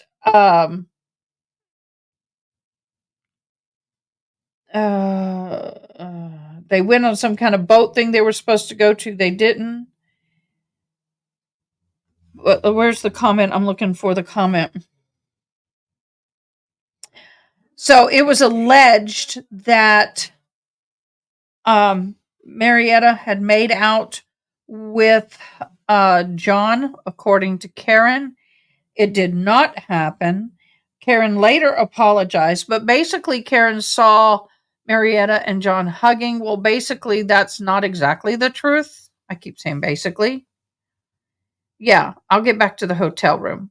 But John came in from the bar and pool area. He was quite inebriated and ran into Margaret. He was kind of unsteady. She kind of held him up, so to speak, and kind of turned him around and said, "There's your room." I know we all have had friends that have been in that position. I've never been in it myself, but I've had a friend who was. And Karen saw that, started screaming, "You effing B," or whatever. And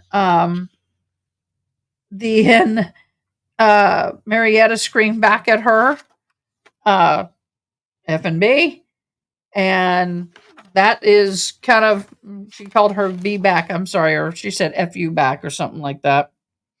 Oh, here it is. She went back. What the F was that? John was walking towards the woman. Then Karen Reed said, "Go F yourself." And then Marietta turned around and said, "Yeah, F you too." That is the basic of that. Then Marietta told her sister that Karen Reed sucks.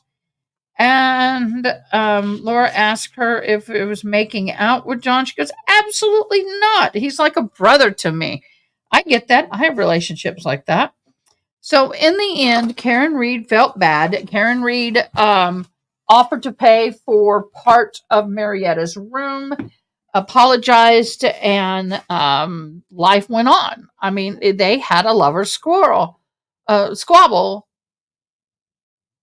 Bye, Anne. Thanks for joining us.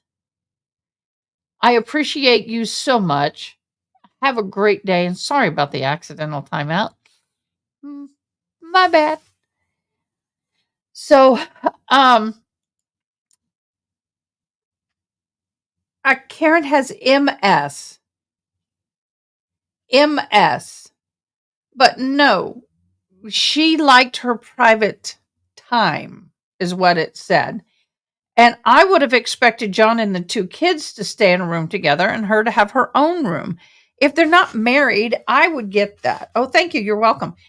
Um, I personally would not travel with a father and two children and not be married, even though she's sleeping at the house all the time. But in a group like that, I would not be staying in the. It just doesn't bode well, and that's my own personal feelings and beliefs. But I would not leave a 10-year-old and I don't know how old they were, 10 and 8, or I have to look at it. But I would not leave children that young at the opposite end of a hotel section alone in a room. Y'all, things happen. You never know what can happen. I think that was a bad thing. I'm getting better with the recaps. I'm getting there. So for me, I just had to ban that user. That just bothered me. Sorry, I'm not sorry. I did just get offended about this hat, y'all. I take pride in my bead work, and it is very difficult work. This is not easy stuff to do. This is the kind of stuff I make. And now I did not make this one, but I have made things like this. This is very difficult and a lot of work, y'all. This hat took forever to make. It was very painstaking, and I don't appreciate the insults. If it's not your cup of tea, it's not your cup of tea, but you don't have to come after me for wearing it. And I did put it on upon the request of someone who's in China who absolutely loved it. I don't see them on right now, but thank you. Appreciate it. And I'm wearing it for you. I don't see enough going wrong with the Aruba trip for me to sit there as a juror and put much weight in it. I just too many people are really, really what's the word I'm looking for? I think people are putting too much weight in the wrong places with this trial. I was talking about the prosecution. First of all, I think they've got their witness list out of whack. Lauren and Marietta would have come in after the O'Keefe family for me. Definitely would have put on after the O'Keefe family and Lauren and Marietta. I definitely would have put on the expert witnesses before bringing in all the McCabe's and everybody else. I would have maybe brought, well, I definitely would have brought probably Nicole and Brian Albert on first, just so they have just enough basis to understand what's going on. Then I would have thrown in the expert witnesses, and other lawyers are actually saying something very similar to me. I don't understand the logic of the way they're putting their testimony. I believe it is true. That is something that why lie about that? Number one. Number two, that kind of stuff you wouldn't lie about because it's very easy for them to find out from the hotel who was in what room because you do have to register who's in the room. Uh-oh, I got a chat notification.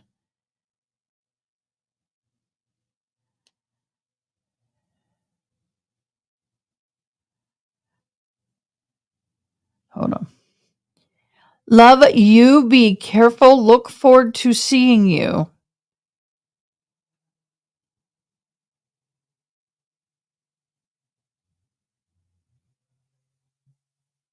Okay, so CG was hacked. Yay. Thank you for telling me that. I appreciate it. Oh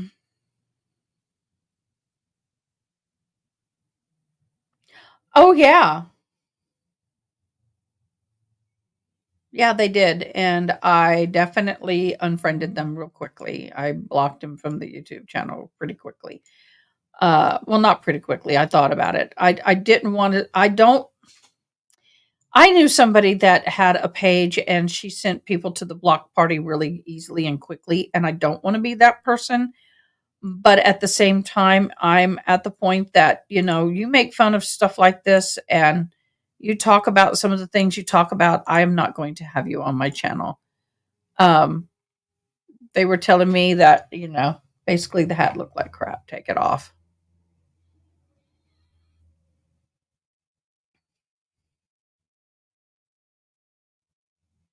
So back to the trial thing. I think in order to build up the validity of some of the testimony that's happening, they would really, really need to have some of the expert witness. When they brought on that expert witness at first, I thought, oh my gosh, yay, hallelujah. We are having there we go, how to get it straight. We are having an expert come on to talk about the dog DNA. They did it out of order because of her profession. And I was like, that's awesome. Great. Yay. Let's do this. But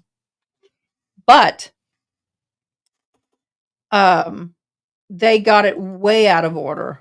I don't see how they can show validity in some of the testimony of some of the witnesses if they don't have the forensic to back it up. I.e., you're sitting here bringing people on concerning talking about phone data and talking about whether they did or they didn't do X, Y, and Z. And I'm all like, y'all, hello. If you have the expert witnesses first, although there are some jurors who, some kind of court cases where they don't actually put a lot of weight in it. The expert witnesses. It's funny. You have attorneys that spend a lot of money with the expert witnesses. They spend a ton of money on the witnesses, and then after the trial is over and they question and do jury interviews if permitted, and they go, "Oh, we didn't put any weight in the expert witnesses. It was primarily the individuals testifying." Yeah. So the frustrating issue for me and some of this is that I think it would have been a whole lot easier if they would have brought on the experts first. I want to see the experts in more of the forensic on the vehicle, on the glass. Where are the fingerprints on the glass? They showed the glass. Where's the fingerprints on the glass? They showed the taillight pictures. Okay, let's see the pieces of the taillight. Where are the taillight pieces? Did y'all put them back together and see if it would fit? Because guess what? You can reconstruct a taillight.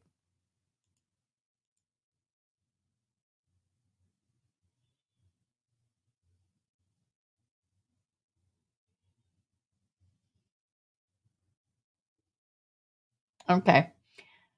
So didn't read. All I saw was don't read. I'm like, okay, I'm not looking. Okay. So the thing for me is that we are sitting here and I want what I want. I want them to bring on all those pieces because you know what? They can reconstruct that. There'll be some pieces missing. Didn't know they were going to be pieces. I mean, you can take and piece it back together. You'll have some fragments missing.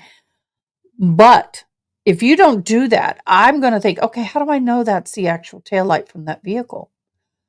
You could have bought a taillight for $200, smashed it. I feel like my hat is all crooked, y'all.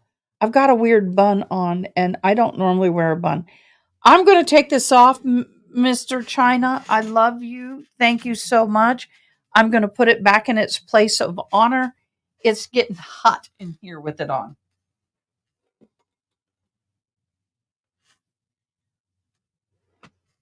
OMG.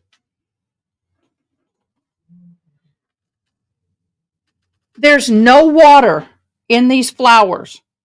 None. And they're freaking still alive? How is that? It's dry as a bone. And look how beautiful. These are from Mother's Day.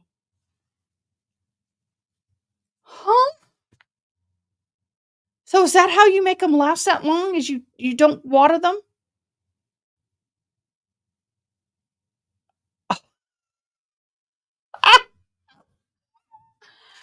OMG. Okay, well the roses are gone, but oh my god, I just noticed my flowers. They have no water.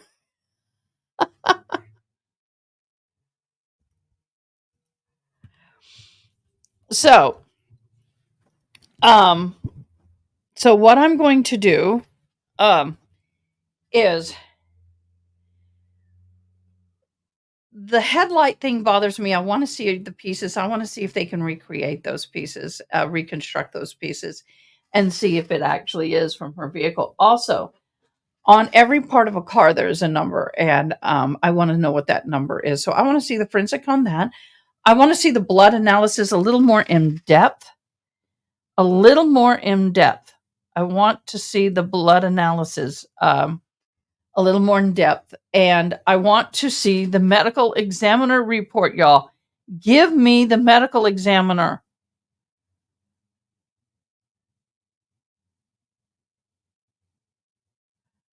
I want to see medical examiner. I want to hear from the doctors at the hospital. They're on the list. I want to hear from the medical examiners. I mean, you put on everybody from the EMTs, the firefighters, the police officers. You should have carried that over into follow the line of the path of the body. I don't have a green thumb, honey. I just put them back there and kept looking and thinking they're beautiful. I would have. I kill plants. I'm not. My daughter's the green thumb, and she's home for the summer. So during the summer, everything's green, and then I send it back with her to her college dorm. She loves plants. I like the really high quality fake ones. But anyway, the way they started out, I was okay with it. They're following the body to the scene, and then they stopped at the hospital when the parents were told and the family that he was deceased. You should have carried that over to the medical examiners, interviewed the doctors and the nurses that you have on your list. If you're going to interview them. What did you see when he got there? What did you do? Dot, dot, dot, dot, dot, dot. Then go into the medical examiner, set up all of that first. But they didn't.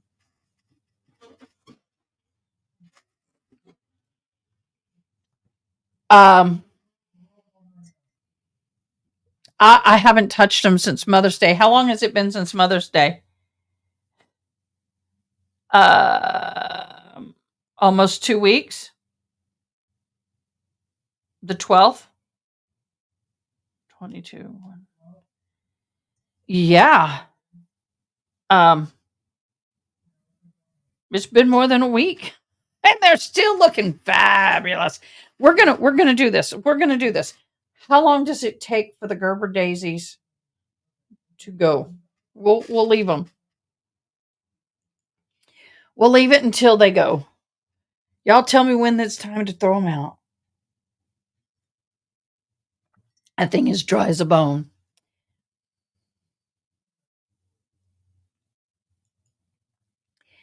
So for me, they should have followed the train. They got off the train too soon. The medical train sets it up. The evidence train sets it up, and they have just totally blown that out of the water.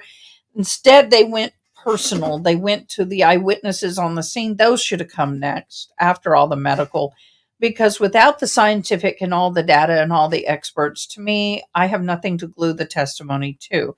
By the time you get back to the testimony, by the time you get back to all of that, it's lost. All of these personal witnesses, the Alberts, the McCabe's, the Higgins, the Roberts, the Levinston, Nagel, Tristan Morris, all of these people, all of what they said is going to get lost. I don't understand why they're throwing their defense, the prosecution up. The defense, I think, is having a field day with this because they know it. By the way, all the greenery you see back here is fake. Yeah, I haven't. A friend taught me buy this stuff called Dust, and you take your silks outside and you spray it heavily on the silks and you let it dry, and it just disappears and all the dust goes. You don't have to sit there and dust your fake plants. You just spray it and walk away and come back and bring it in, and they look like brand new. So we'll see how these daisies last. But I think the defense's weakest cross-examination would have been probably Carrie Roberts. I think Carrie Roberts was a win for the prosecution. I think the win for the defense was definitely Colin Albert and Jen McCabe. I think those two people were definitely win-wins. I mean, they've had a lot of little moments, but I got to tell you, I think Jen McCabe really hindered and hurt the prosecution. Hindered and hurt the prosecution big time. Really, really did. And when I came into this case and when I first heard about it and came into the case, I definitely thought it's plausible. She could have backed up and hit him, sped off, not realized it. He got knocked out, passed out in the snow, and died. In 15-degree weather, doesn't take much. And that was the other thing. The testimony was that by Carrie Roberts is that she dug his face out of the snow. The snow was 3 to 4 inches thick on his body, and that she basically took the snow, dug his head out of the snow. She also commented on, no, I think they've got a couple other people. I think Proctor's going to have to testify. Berkowitz is going to testify. But who knows? But I think that Jennifer McCabe made this insane kind of, why did she have to sit here? And she took off she lifted his shirt. She lifted her shirt. She laid on him, and I had to pull her off of him. I'm like, no, honey. I think in her hysterical state of mind, he's cold, he's freezing, got to warm him up. Skin to skin contact is one of the best ways to do that when there's nothing else. So I have no problem with that. She also stated that I may have to go get this customer. Y'all, hold on. Nope. Okay. So Karen was doing mouth to mouth. I have been fussing and pissing and moaning over the fact that nobody continued the CPR. Nobody continued CPR on him. Karen Reed hopped up, jumping all over the place, hysterical. The police officer did not go and assist and do the CPR.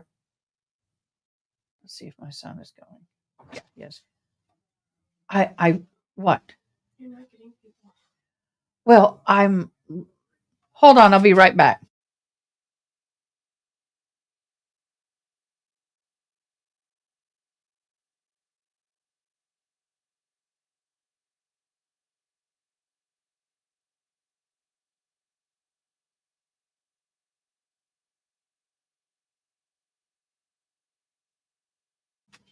So, I'm going to have to help my son's business in a minute.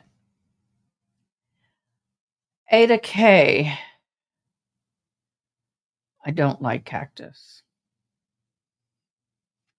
Mm-mm. I'm not big into. I'm sorry. I don't mind succulents. I don't like anything with thorns. I'll put it that way. Don't like thorns. I'll tell you why I don't like thorns. I had a twin brother. And now my father told my twin brother about how when he was a little kid, he and his brother got in a fight, and his brother took a stick and stabbed one of those flat leaf, the cactus you think of in Texas, prickly pear. And I hold on.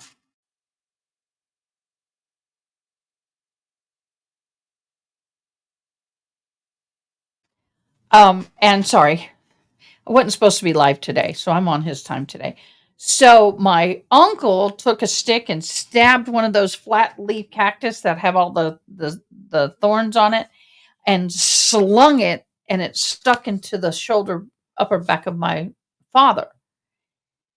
We were at my grandpa's ranch, and my brother and I were going at it, my twin brother and I, and he goes, "Well, I said, "Yeah, right." I said, "You wouldn't dare." He did. He stuck a stick into one of those and slung it, and all flat stuck in the small of my back. So, yeah, my grandmother did not tell my parents about what had happened because she knew that was going to be bad. But ever since then, I don't do prickly, sticky things. They terrify me and bad memories. Um, so going back to the what was I talking about before that? So anyway, the testimony thing is an issue for me. It's a big issue for me. Um, he's still alive, but we're not close. I think Jen wouldn't be. I think if Jen wouldn't have been so harsh on the stand, maybe more believable. I think so too, but I think it would have been more believable if they had more context. Right now, everything is just witness, witness, state, witness, state, witness, state. Oh, enjoy, Miss Shadow. Thank you so much, Shadow and I, for being here. Appreciate you. By the way, love your dog. Here's my girl. Come here. Sensei, up, up. Sensei, come here. Up, up, up, up. Come here. Up, up. Oh, this is my girl. This is my service dog, right? Say, let me try this. Alert! Are you going to alert? Oh, she alerted down here. Sensei, place. Sensei is my ears. She is trained. 2 doorbells, fire alarms, fire trucks, cell phone ringing. No. My twin brother doesn't even live anywhere near me. No.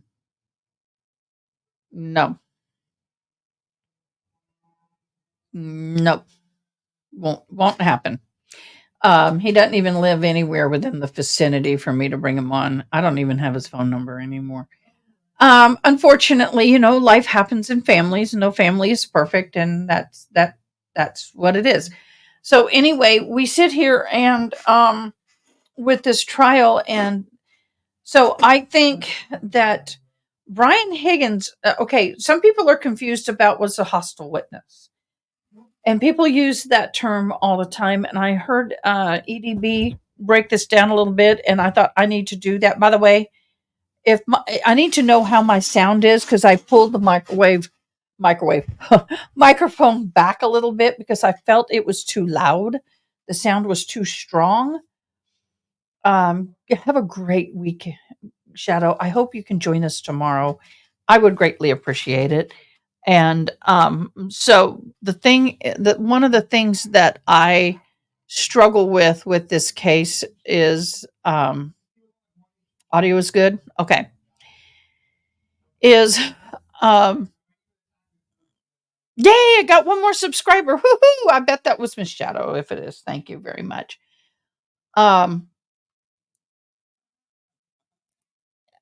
This case has been followed by so many people.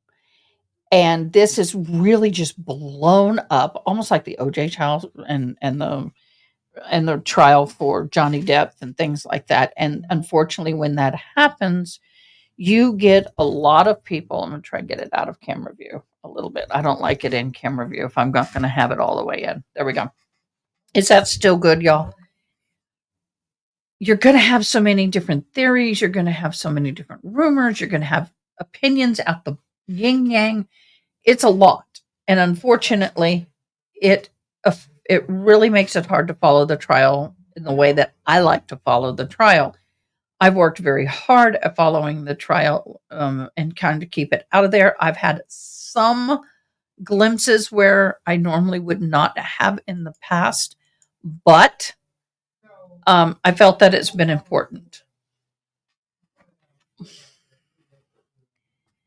Let me get my daughter because they opened the door. You guys open my door and you don't shut it. I need you to shut the door when you do. Please come shut the door. Because y'all can probably hear my son talking in the background. One of the things that is interesting to me is the FBI investigation into this trial.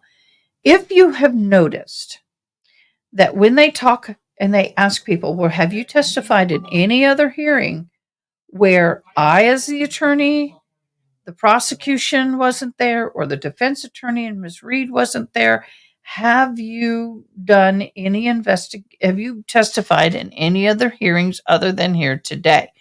And let me tell y'all, it is definitely, did I miss, no, telemarketer. Okay. If you have called me, please let me know, text and put a comment that calling, so I don't think it's a telemarketer. Let me go shut the door, y'all. Let's see. Come here.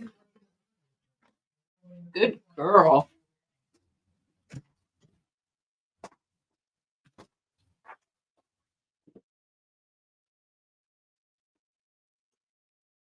Oh, you get to see my backside. You get to see me. But when you have all of these people in play and all of the case gets muddled with the conspiracy theories. And I know I've had my own theories. We've talked about some of them. I normally won't be doing that, but like I said, this case has more rabbit trails than I care to admit. It is a very difficult case via the rabbit trail. Why is it so far out? Let me zoom in a little more. Better. We have a lot of rabbit trails, and with that, it makes it really difficult to follow along. I'm watching EDB.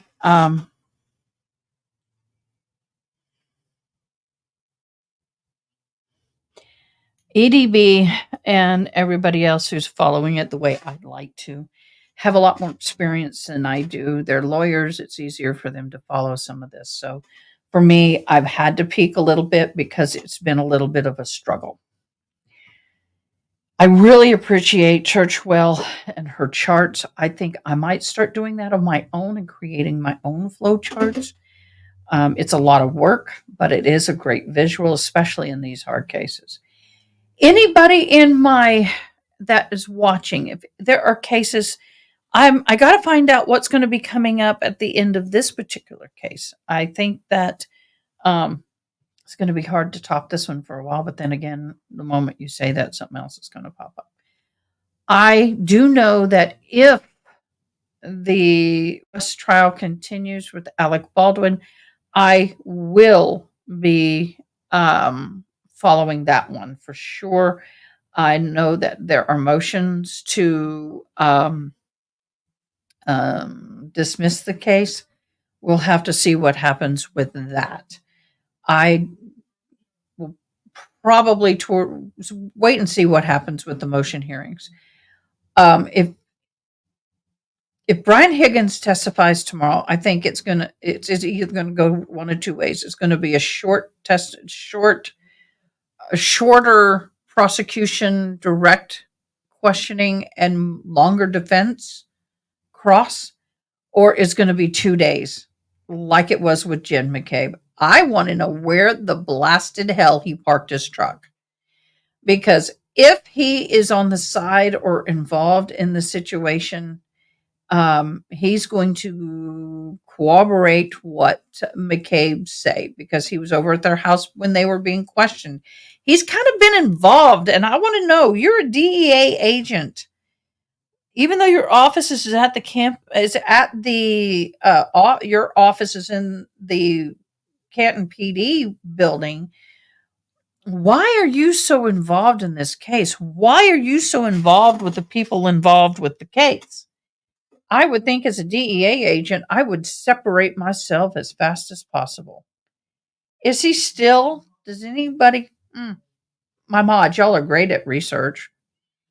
Can y'all tell me if he is still currently a DEA agent?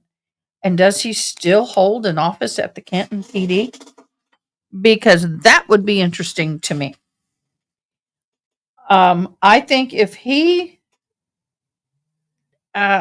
is going to go one of two ways, he's going to either spill the beans on something, because he said that he has a sworn document where he swears in the investigation that the district attorney, the DA for Canton, asked him to destroy his phone and SIM card, and also told, I think, Brian Albert to do the same. Good afternoon, my love, high sparkles. It's been interesting. It has been very interesting in here today. We've had a few interesting peoples today. But we are, I think we're almost at the halfway point, and I don't know if they're going to pull the same crap that was pulled in the George Kelly trial, where they get the 90% of the case time and the defense gets 10% or less. But looking at the list of witnesses, and I wanted to do that with y'all. Here's the list of witnesses. We still have, I don't think they're going to bring on many more people with the police department, but Stockton, Eric Benson, who is he?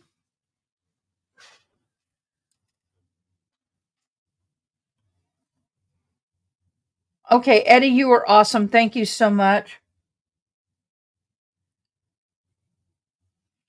Anybody new? No. We got a technology person listed. We got Evan Brent, trooper, state police. There's a lot of police that are on here. Bode Technology is going to come on. A lot of troopers coming on that are listed, but they have not. Good Samaritan Medical Center is listed.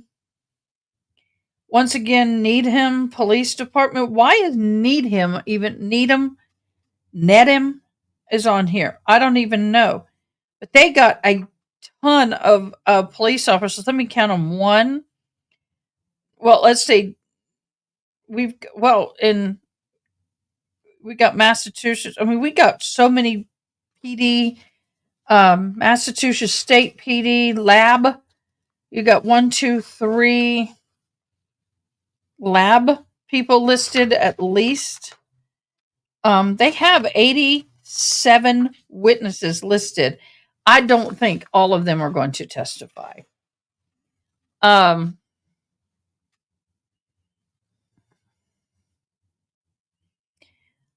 Yeah, Lieutenant, we have a lot of PD listed. And trooper, state police listed, a lot of them. We have Good Samaritan Medical Center. All right. Doctor,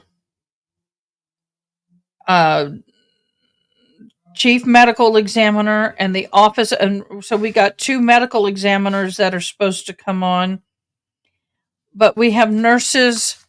I think that what they're going to do next, if they're smart after Higgins, is go straight into where they brought in John O'Keefe. So pick it back up. If I was them, I'd pick it back up with once the body arrives to the hospital, the victim arrives to the hospital, and what did they do to try to preserve life? Why did they do it? What did they observe as far as injuries, and go from there? Then I would go into he's deceased. Why did he deceased? And then go from the decedent into the autopsy and the medical examiners. Then I would go back into after that, go back into and bring in the evidence on the tailgate and the glass, reintroduce that evidence, and then say how and why. I know they're going to bring in some of the state troopers and people who were involved in finding said glass, or not glass, the plastic from the headlight, the rear tail light, excuse me. I will say that the way the body fell and the 3-point turn they're talking about, to me, does not match up, because you see in one of the videos where you have the dash cam upon arrival, you have the vehicle of Carrie Roberts, which was a Ford SUV, pulled in, that where they just pulled straight up. Okay. They were coming from that direction, so they pulled up facing the wrong way, because really they should have been facing towards us from the view of the dash cam, because they pulled up, you're supposed to park in the flow of traffic. They are actually parked with the driver's side facing the O'Keefe home. Let me pull up. Yeah, that's what I want to do. I want to pull up that picture and talk about that. We have not done that in a while. So let me get this small. I got to go over here and pull up the Karen. Got to go to timeline. I'm going to go to the vehicle picture. I'm going to set down. Let me share presentation, share window, share. Okay, let me put myself in a better position here with the window. I'm going to come off and I'm just going to go here. I'm going to make this bigger if I can. Oh, that did not make it bigger. Let me see if I can enlarge it. Bring the window back down. Let's see if that makes it better. Oh, I hate that. Why can't I make this? Why can't I enlarge this? Let me exit.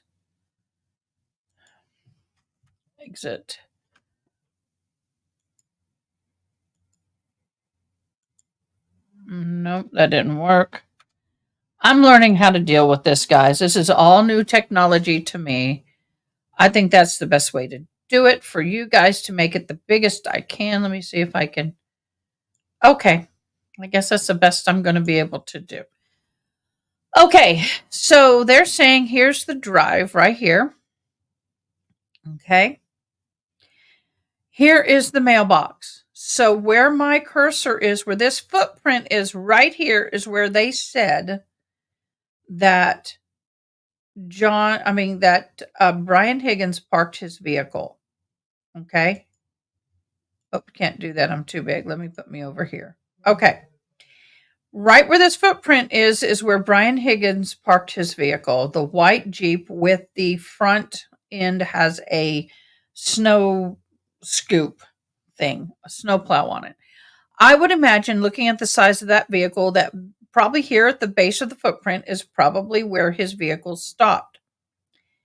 They are saying, meaning I think Caitlin and Jen McCabe and Matt Roberts, all three state that they looked out this door, and directly outside the door was the first time they saw Karen Reed's vehicle. That means she would have been driving up, follow my mouse, I think you can see it, where this vehicle is, and they're coming down the street. She comes in and comes around the Jeep and parks here. That's very plausible, right? But then they said she pulled forward and stopped and pulled forward. Now remember, here's the flagpole over here. There's a flagpole. Pulled forward and stopped, and then they pulled forward and stopped again and then left. Let me see if I can get a better picture of that. Oops, not what I wanted to do. Here we go. This is much better. Okay. So here is where the Jeep would have been if you're listening to Jen McCabe. Okay, if you're listening to Jen. The Jeep is here. They look straight out the window. Then that means that Karen's car would have been right here. It would have been right there. Okay. But then they said she pulled, so she'd come down the street, come in front of, and pull in here. And Jen said that when she was on the witness stand, that it looked like a vehicle came, if you're looking from top view, the house is here, right?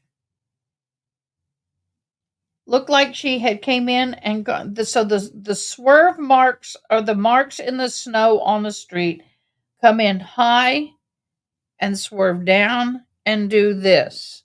Well, that would be logical if you're driving, follow my mouse, down and you come around the vehicle that's parked there, i.e. the Jeep, and you pull in here. So now she's in front of the house. There's the swerved tire marks. That's not what Matt McCabe described. So the first time she sees Jennifer sees Karen Reed's car. It's parked where my mouse is. The second time she sees the car, it's pulled up and it's about here where the flagpole is. The third time she sees the vehicle, it's down here, past the flagpole. There was a big discrepancy and argument over that with her. Finally, she conceded there was 3 times that the vehicle had moved, not 2. First time it moved in, second time moved here, third time moved here. But here's where the conflict comes in with testimony. Ryan Nagel, Richie D'Antonio, Antonio, Heather Maxton, and Julie Nagel. Now, Julie Nagel is in the house. She comes outside the house and goes over to the vehicle, which belongs to Richie. Her brother Ryan is in it, and their friend Heather is in it, and Richie's driving. They state they pulled up by the mailbox. They state that they did not see another vehicle between them and Karen Reed. They state it was anywhere from 20 to 30 yards, which would have put it about here, where my mouse is, in front of them, to just a few feet in front of them. And they did not see anything wrong with, I don't believe they said they saw anything wrong with the tail light. Am I correct so far, my mods? So, whose story do you believe? Do you believe Richie and Ryan and Heather, who have no connection to what's happening that night? And at that point, neither did Julie, because apparently at that point, John O'Keefe and they saw, the people in the vehicle saw a male and a female in the vehicle, which I struggle, because if you're facing each other at an intersection, the Karen Reed was taking a right, the Nagels were taking a left.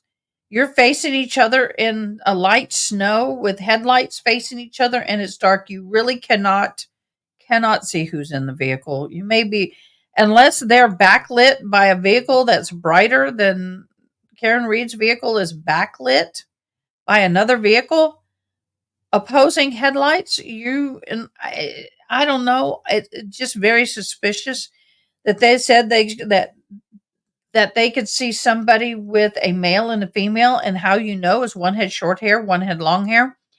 What about the baseball cap he was wearing? You would not know if I was a male or female in a vehicle with my hair and the way it is right now, especially if I had a baseball cap on. You may assume I had a baseball cap on that I'm male, but doesn't mean that I am male. I can put this baseball cap on and you wouldn't know.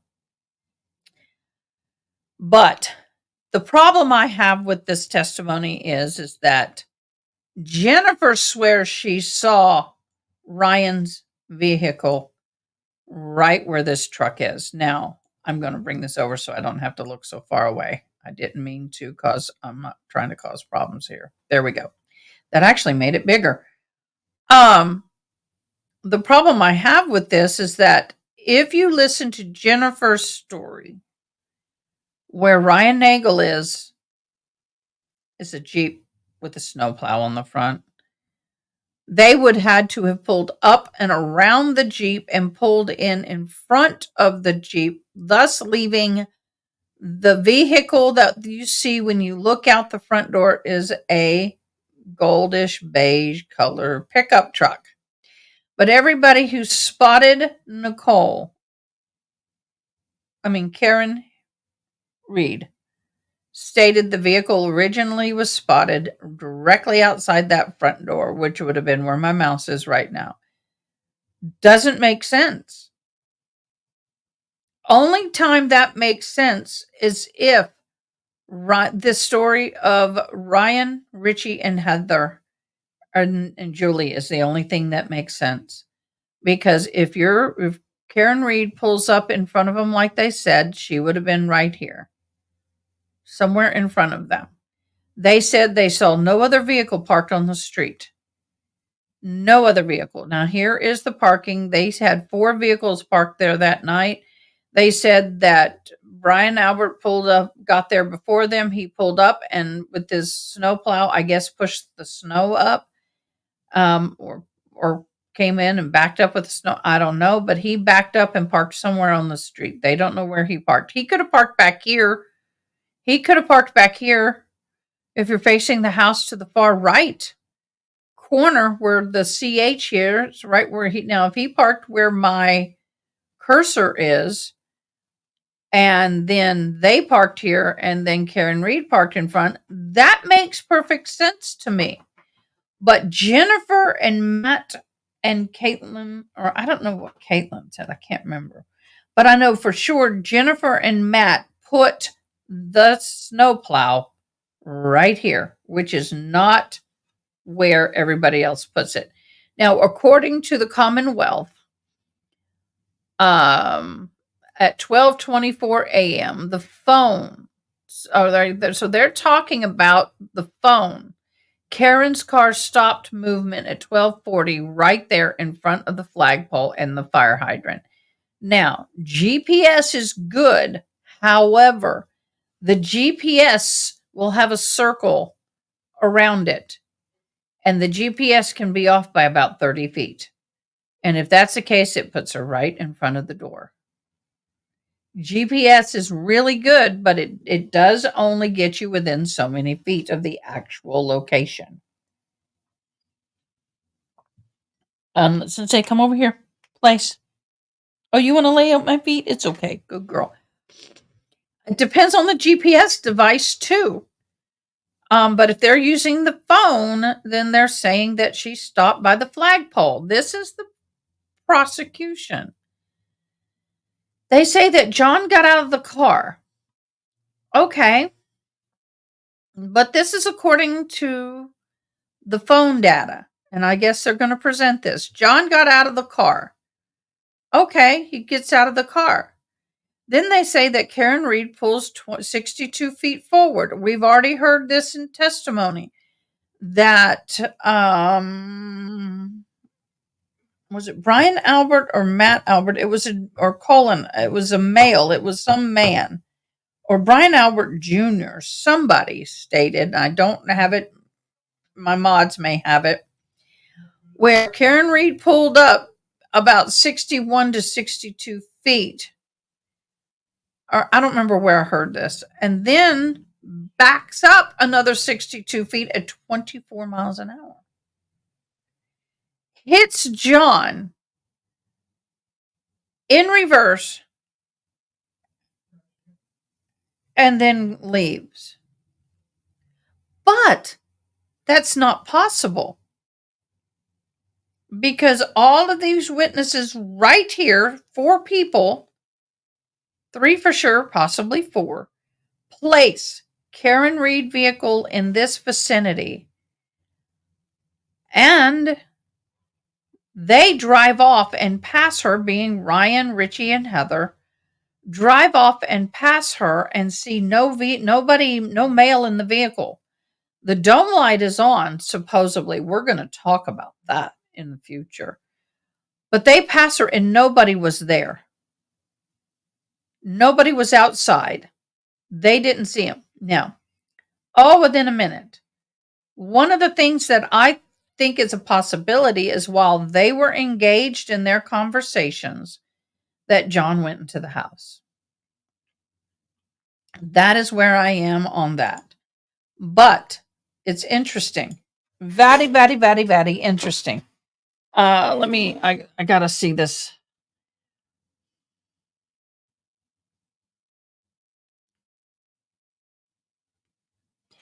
We have a surprise for somebody, and I can't say what it is online because they watch, but we have a big surprise coming up for somebody, a friend.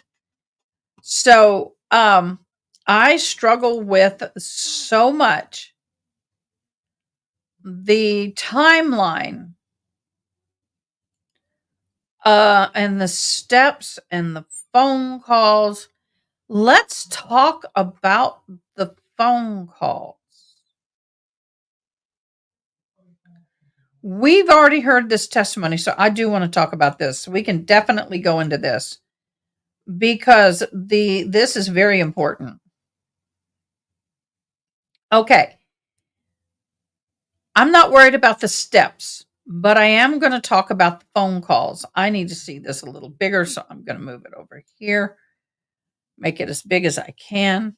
Okay. At 12:27, John texts, or who's texting? Let me see. This is from Karen Reed's voicemail. Okay. We have a text here that says here. Then there's an 8-second phone call from Jennifer. Okay. This is all from Jennifer McCabe to John O'Keefe. Right here. Jennifer's calls text to John and step data. We don't need to go so much in the step data, but we are going to go into the phone calls because this came into trial yesterday and the day before. So we have at 12:27 here, she says that she saw the car outside and texted him here. Then 8 seconds later, then a minute and 44 seconds later, there's an 8-second phone call. Then at 12:31, she texts, pull behind me. But let's go. I got to find it. Nope, it's the wrong direction. Sorry, my bad. It has her vehicle arrived at 12:24. Okay, that's what I needed to see. It shows that Jennifer's vehicle arrived at 12:24. So they peek out the window at 12:27. So that's 3 minutes after her vehicle arrived. So obviously there's a discussion going on in the vehicle. So then a minute, 12, 27, 28, 2 minutes and 44 seconds later, there's an 8-second phone call, which means he picked up the phone. Then at basically 2 minutes later, she texts, pull behind me. Well, where are you? Where's your vehicle? It's pulled into the driveway. Well, if you can see the vehicle in front of the house, let me pull up my notes because this gets interesting. If you text in here, pull up in front of me. I got to find the time frames because they did go over all the time. This is a lot of testimony on day 15. So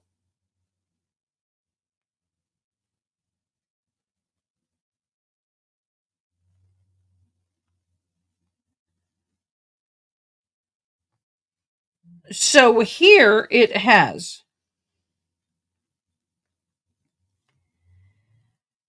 12:29. Unknown did not speak in 12:50. We're not there yet. Okay. She says she spoke to John. Jennifer called John at 12:14 and spoke to him at 12:18. That doesn't make sense because here we go.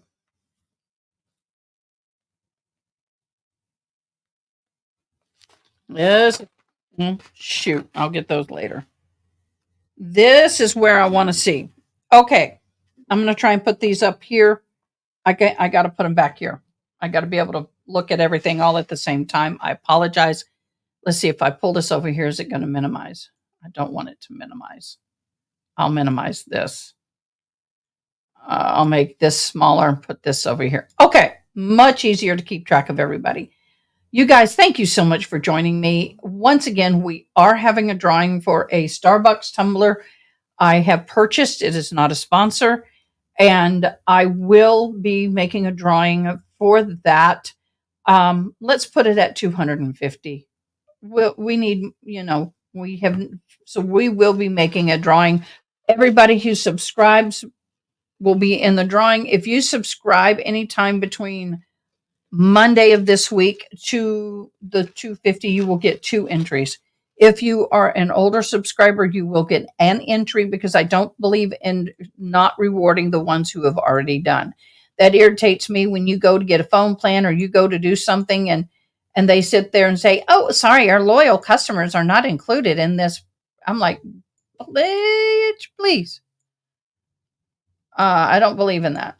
Okay, I will tell you that if I may have to step away for a minute for a little potty break or answer the door. But other than that, we are still on. Okay, let's get back to these phone calls. This is interesting. Okay, at 12:27, she texts John here. Oh, sorry, that's my dog. I don't want to react. Then at 12:29:44, she calls him for 8 seconds. But she states he did not answer. But there is a pickup for 8 seconds, not a message. Did not go to voicemail. An actual phone conversation. Then at 12:31, she texted him, pull behind me.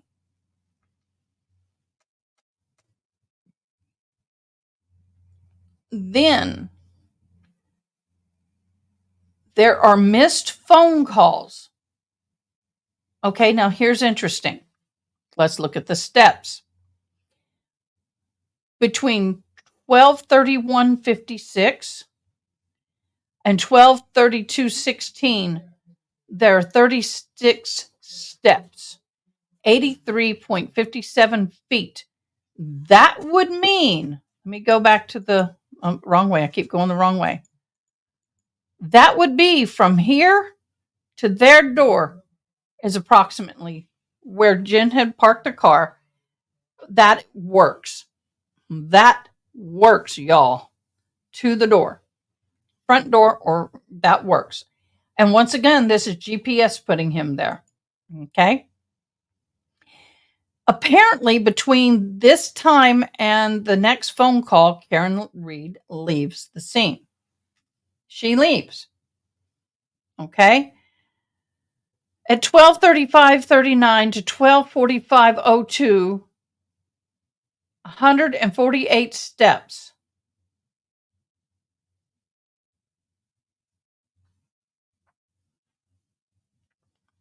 What? But at 12:41:10, a call. 12:41:59, a call. But between those two calls, there's a text. Hello? But he's walking around.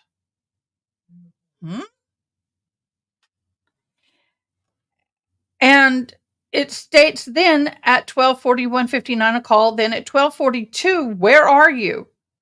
1 second after a phone call, she's going to type, "Where are you?" That doesn't make sense. Once again, his phone is receiving this. Then at 12:43:19, she makes a phone call. This was in testimony. 12:45, hello. 12:46:16, phone call. 12:47:15, phone call. 12:47:52, phone call. Then the last phone call is 12:50:37.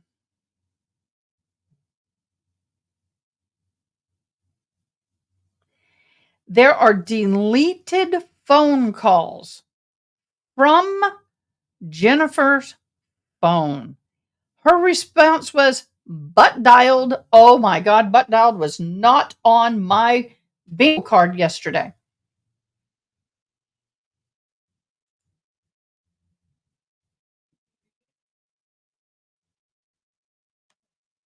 I'm not really talking so much about the steps, but I am saying that it does show when he was dropped off that there were some steps. Now, I'm not getting near deep into that because that's not been in testimony. But what I am getting into, look at the phone calls.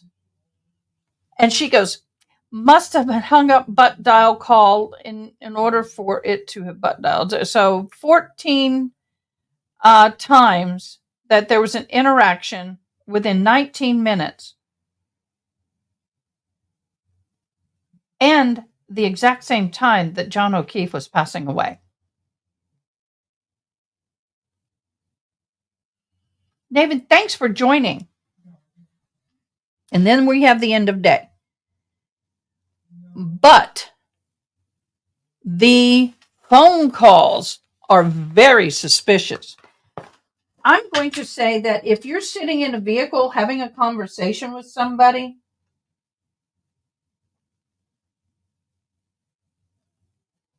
okay, here's some more. The next day's testimony starts off with the calls again, pretty much on cross. But if I'm sitting in a house with a group of people and I see your car outside and I know you're being driven by your girlfriend and y'all were supposed to come in and y'all are sitting in the car, you could be talking to, he could have been on the phone with his daughter.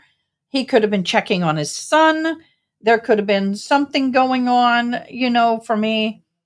I am not superly concerned about this situation to the point that I'm going to be in the house looking in and out the window every minute, 5 or 6 times or whatever it was. I think she said 3 times, but I'm not going to be texting you literally 2 minutes.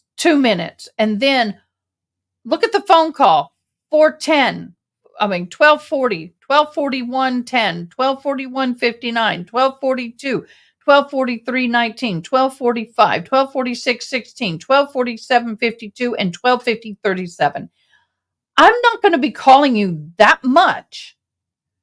Even if your car drove off and you weren't in the house, I might text you and say, "Hey, I thought you were coming. Are you guys okay?" And leave it at that. Then I might text maybe an hour later and said, "Sorry you missed the fun. I'm heading home. Hope y'all are okay." Everybody was drinking quite a bit that night. So I would assume that's what they're saying by the step pattern. But once again, I want forensic science. I agree with Navin. The steps are a waste of time. His Apple Health had John taking steps while the vehicle was en route to Fairview. Well, yeah, but my biggest thing is that if his phone and GPS like 360 would do, I can tell if my child's out of house or in the home within so many feet. But, I can't tell. Well, sometimes she could be in her bedroom or in the bathroom. I may not be able to tell. But if it goes from the bathroom all the way across the house to the brother's bedroom, that distance, I know she's within a certain range of that. So if it puts you outside the house by the curb versus inside the house, that is something I would do.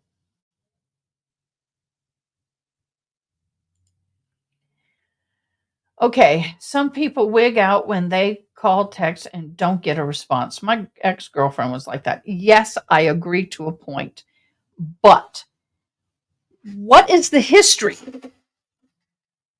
Okay, I want to know if I'm the prosecution and I had this, I would put on children and friends of people that are involved in this and ask them, so have you had any experiences texting with so and so, i.e., Jennifer? Yeah, we text all the time. Okay.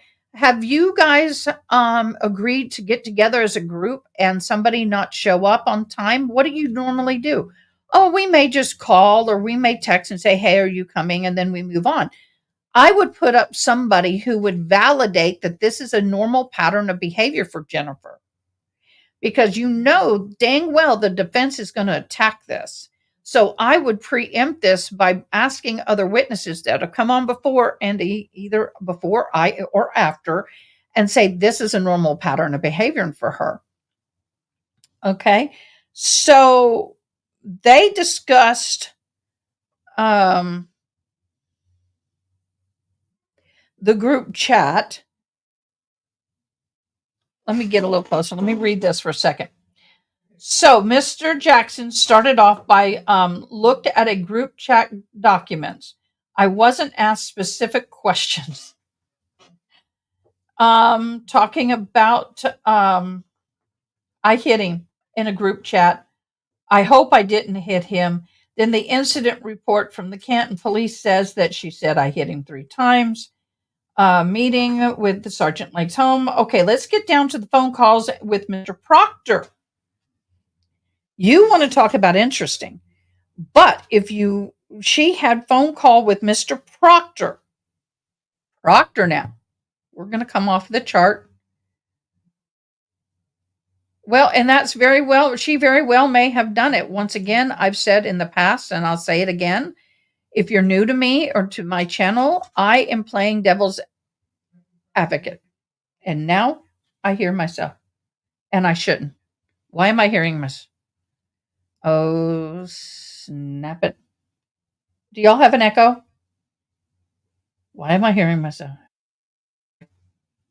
I'm not supposed to hear myself. Oh, okay. I got to figure that out. Why is my thing going on? Are y'all still hearing me talk? I don't need that. I don't need that. That is strange. That was so good while it lasted. Let me get back on screen. Okay. This is driving me crazy. I'm going to go ahead and mute my ears because I don't need to hear that. Okay, so when John Proctor calls Miss Karen Reed, place, I treated. Thank you. I got to get a snack.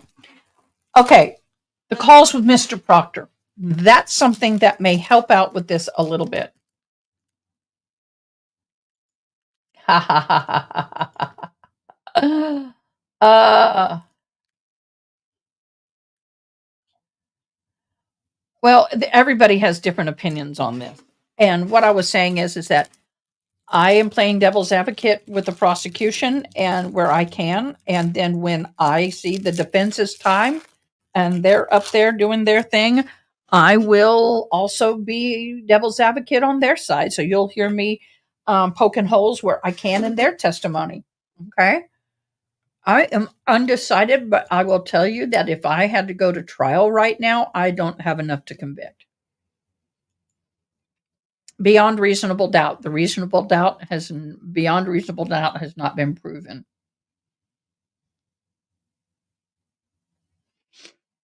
Once again, I present what I see, and I agree with you 100%. But in the end, I will after the trial is over, I'll voice my own personal decision at the end. But right now, playing devil's advocate. All right, testimony time. We'll stick to testimony right here. Phone calls with Mr. Proctor. So on 1/29/22 at 10:59 a.m., 12:49 p.m., 1:30 p.m. p.m. on the 30th of January at 9:50 p.m., 9:52 p.m., and then on the 31st, 11:51. Okay. Proctor calls Jennifer at 10:59 a.m. on the 29th. Proctor calls Jennifer at 10:49 p.m.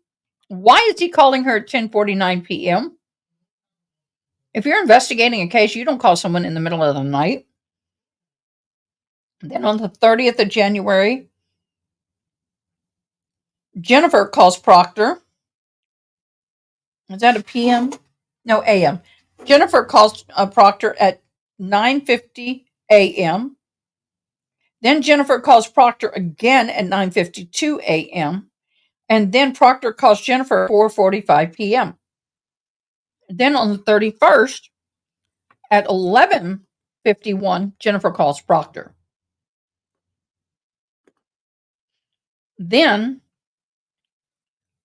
on 2/14, 2/17, 2/28, twice on the 28th of February of 22, March 1st of 22 twice, March 11th of 22, March 29th of 22. On January 29th of 22, Proctor interviewed her in the kitchen. Brian Albert was there and also was interviewed.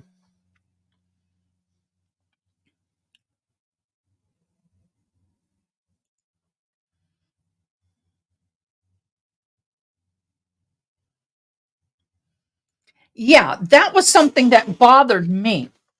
If she was fighting too hard to get it into the testimony, that she surrendered her phone willingly. I'm questioning that. I have issues with Proctor and everybody in this. Proctor is all over this.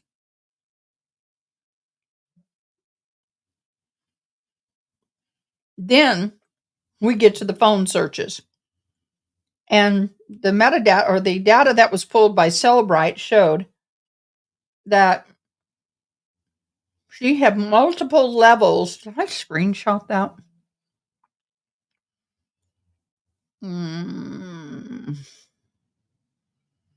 Trying to see if I screenshotted that. Proctor, they had a graph or a picture.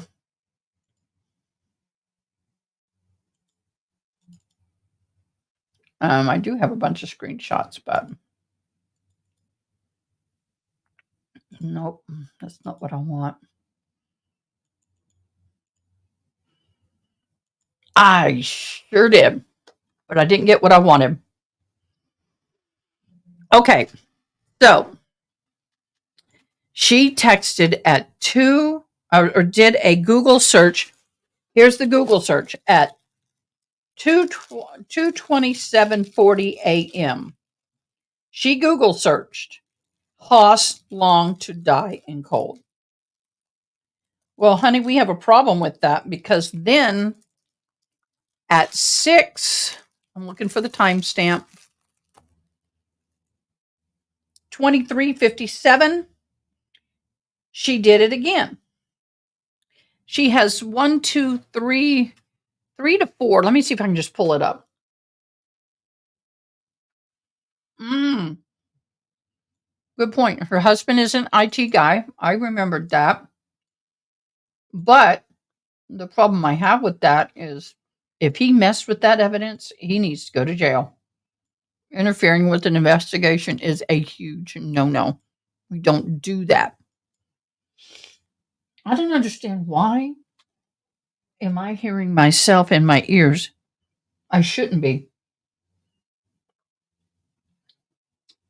I don't know. So I'm going to get to the testimony today. I'm going to pull up yesterday's testimony.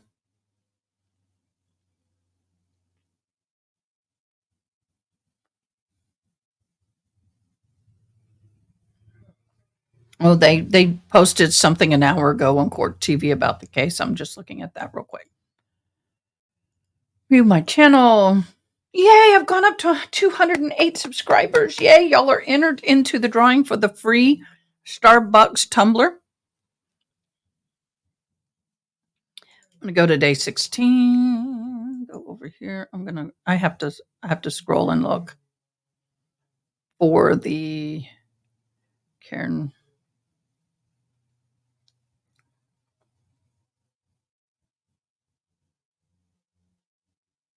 Here we go. We're going to rewatch this section. Okay, let me share screen. Share screen. Retrial. Oh, yep.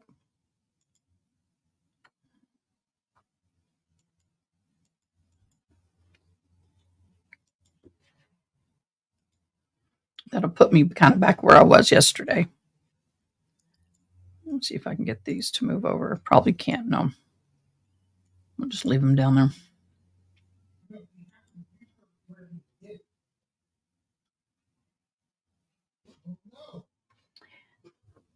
Let's see. I did look at trial in a bit. I can join in and give you my understanding of the Safari search, not Google. Okay, that's fine. It is a Safari search.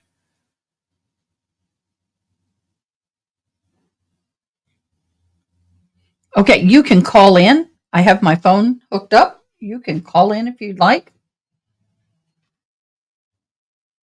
Okay, let's play this. Read and answer. This is based off of wrong.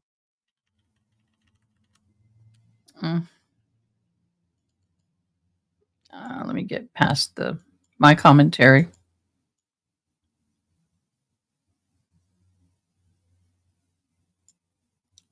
Okay.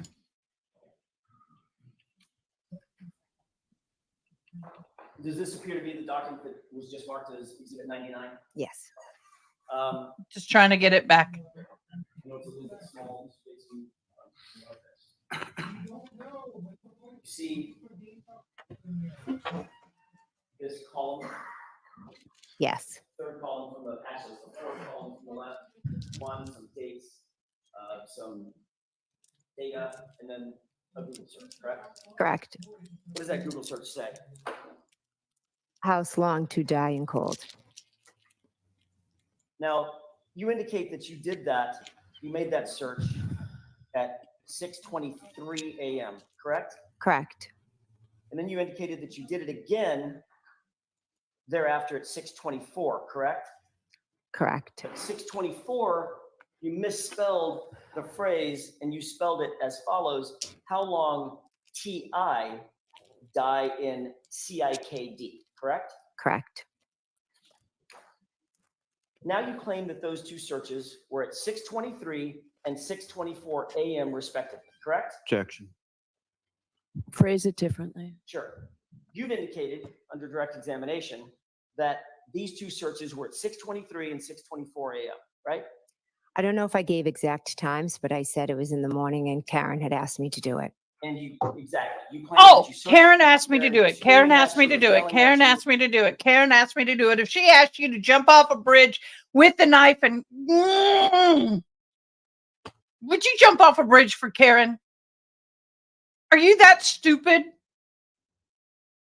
Google hypothermia, and you Googled. You how better long take does us it to the take for a pharmacy. person This to is die- too I'm hot sorry, knots. She said something like, how long does it take for a person to die of hypothermia?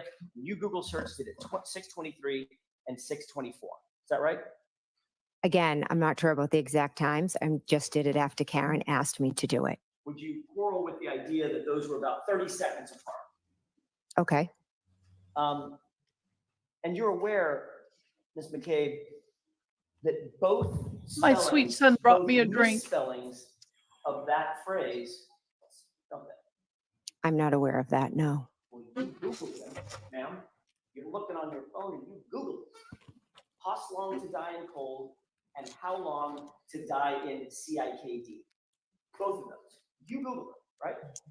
I did. Yes. And they result in the exact same search results, don't they? I have no idea. So my question to you is, why the two searches? She was standing next to me, screaming, shaking my hand. My hand was cold. I was trying to Google it. Obviously, maybe whatever came up first didn't make sense because I had some misspellings. So I did it again. So Hoslong to die in cold results in articles concerning dying of exposure, doesn't it? We never got the chance to read it. Well, you're the one, when you say we, who's we? Karen and myself. Well, you're the one holding the phone, Ms. McCabe. Correct. So you're looking down at your phone and you see exactly what comes up, correct? I don't remember exactly what came up. Well, what came up was something about dying of hypothermia, didn't it? That's what she asked. So why do it again? Why do it again, Ms. McCabe? You had the result. Why the second search? I cannot answer that beyond telling you that my hands were frozen. She was shaking me and screaming at me. And you see, Hello, this is Jordan Williams, and today is Thursday. according to the Celebrate data,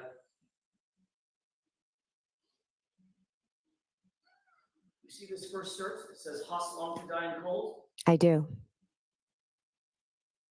What's that time? You've got the, it's right over at 2:27 AM or PM? a.m. Ms. McCabe, you made that search at 2:27 a.m. because you knew that John O'Keefe was outside in your sister's lawn dying in the cold, didn't you? Absolutely not. I did not make that search at that time. No. Realized the next morning, after John was discovered, after 6 a.m., that you had an incriminating search on your phone, didn't you? Absolutely not. To cover your tracks, you searched it again in order to overwrite the original search at 2:27, correct? Again, absolutely not. But you were nervous and you screwed it up. So the first search you made at 6:23 was Hoslong to die in CIKD, wasn't it? No. When you see the search Oh. right there, correct? I see the search, but I disagree with your narrative. And what's the time frame of that search? 6:23. And you agree that time frame is accurate, right? Again, it's what the report says. And that comports with your memory of that morning, about 6:23 in the morning and 51 seconds. Correct. Then there's a second search, correct? Correct. And this one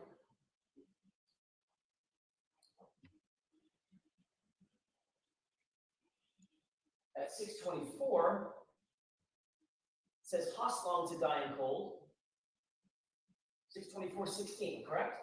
Correct. I'm sorry, 18. I was up that great.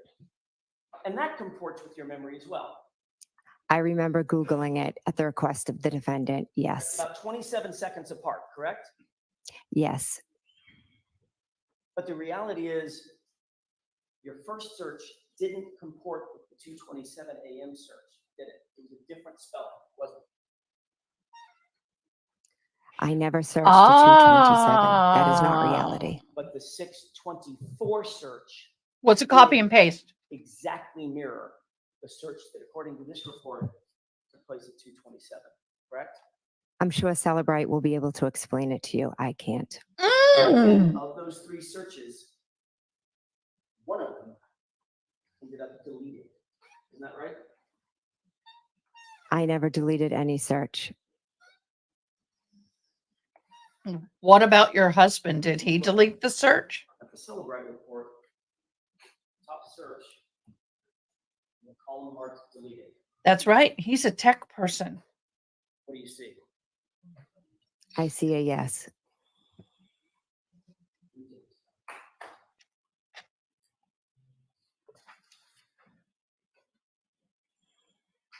Ms. McCabe, the reason you deleted that 2:27 a.m. call is because you realized Celebrate is not going to be your friend, my lady. to die in the cold 3.5 hours before John's body was found. That would incriminate you, wouldn't it? Objection. The objection sustained. Did you delete that search because you knew that you would be implicated in John O'Keefe's death if that search was found on your phone. Objection. Paula, could you answer that, please? I did not delete that search. I never made that search at 2:23. I never would have left John O'Keefe out in the cold to die because he was my Oh, friend that I loved. He's not your family. good that mouth. just Family makes and me- friends. Sorry. Is Objection. not your Yo, when she gets upset, she starts to. Oh, look at her. Ooh. I know I'm mocking her because she is so full of what were we going to call it? Bushnit? She's full of bushnit. Sustained.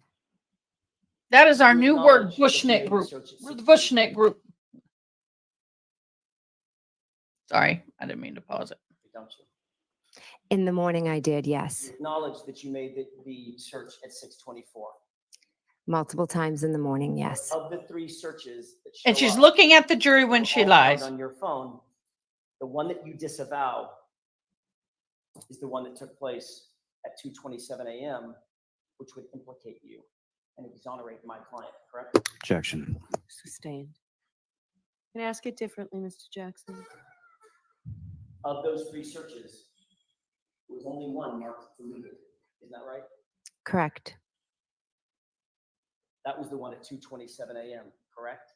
I wouldn't even know how to go in and delete a That's not what I search. asked you. Oh, bull. You mentioned it earlier. I call it The one at 2:27 Bushnit. a.m., correct? Correct.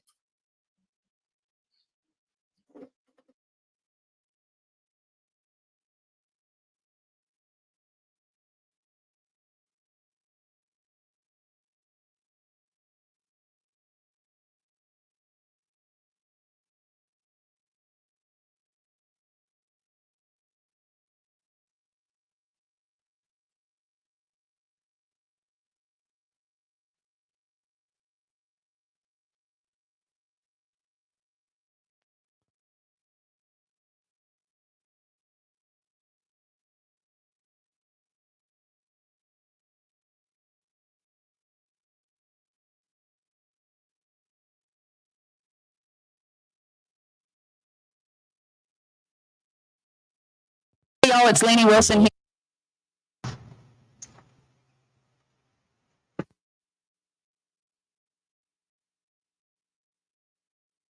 I saw it. What I hate is I don't know why I'm hearing myself. It just started. It's like it switched on without me touching anything. Go figure. I don't know. Me don't know. Okay, so what I said was I went to type in I need to take the dog to the potty, be right back. I'll let this play on. And YouTube rejected your comment. This usually means they think it's spam. Try changing it a bit. So okay. So Nolene, you think she did it. What's your thoughts? Yeah, my dog was sitting here with her head like this, and this is my lap, this is her head. It's like, well, potty, but I'm patient.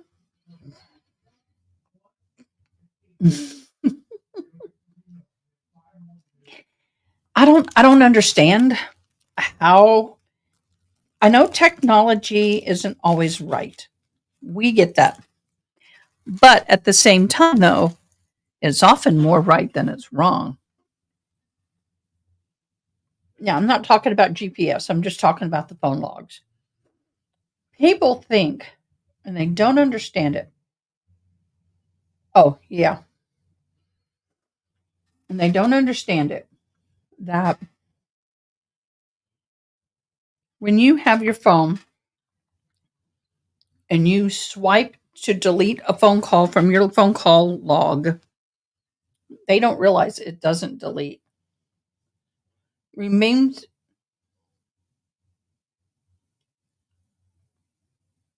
I have a Stream Deck link. Do you have StreamYard, Nathan?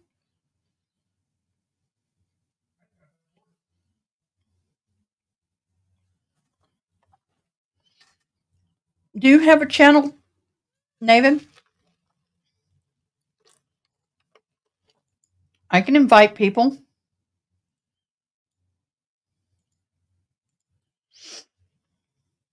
I'm not. How can I be me?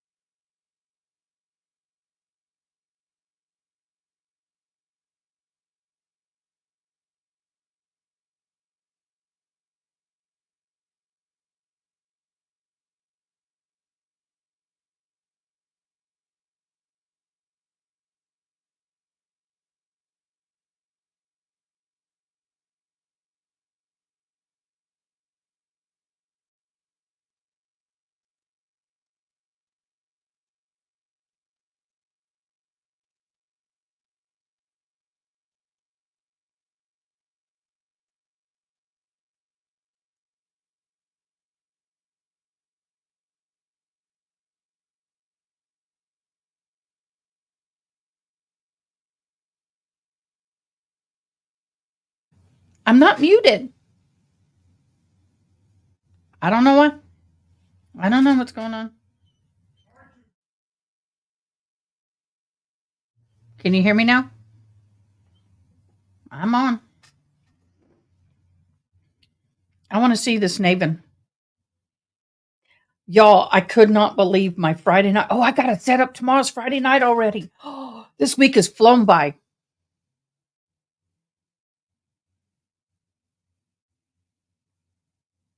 Okay. For the last 2 weeks on Friday night, on my Friday night friends fun night, Recovery Addict has joined me. He has been awesome. I really want him on this week with the Jennifer. I'm going to try and get him on and have him just kind of share his thoughts on the Jennifer McCabe testimony. This has been a hot week, and it'll be even better after tomorrow because I think he caught up. Now he's not going live because he doesn't want to compete with Brandy Churchwell, and I understand that. Okay, I'm going to take the link down.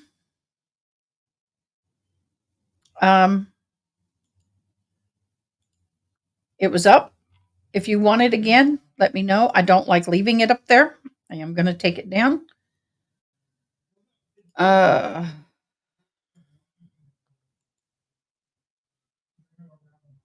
reopening. I had to do some resituations to get that video up. So I'm going back to live, going back to comments.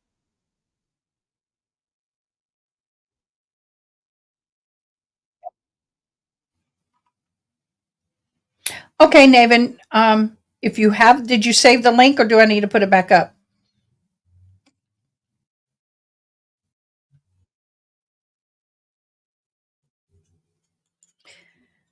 So I think overall, if I look back at everybody, the most impactful testimonies I've heard to date, good and bad, good and bad, meaning good in the sense that I remember it,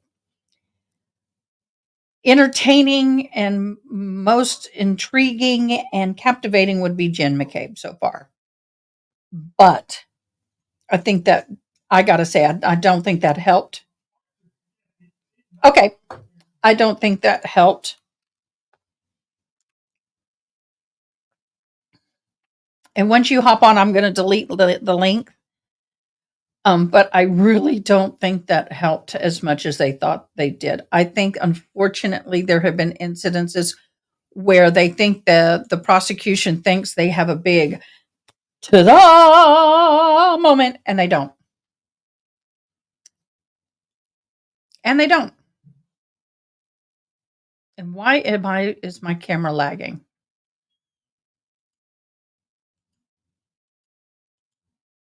I'm just starting up my camera again, y'all.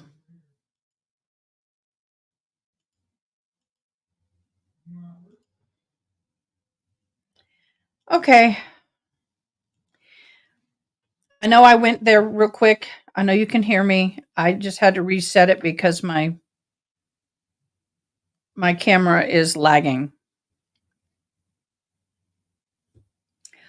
I think that's the whole thing. The way you present yourself is 80% of what you say.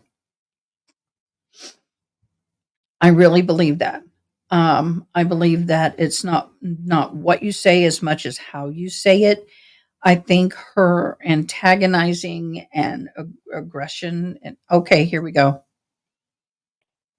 Hello. Hello, how you doing?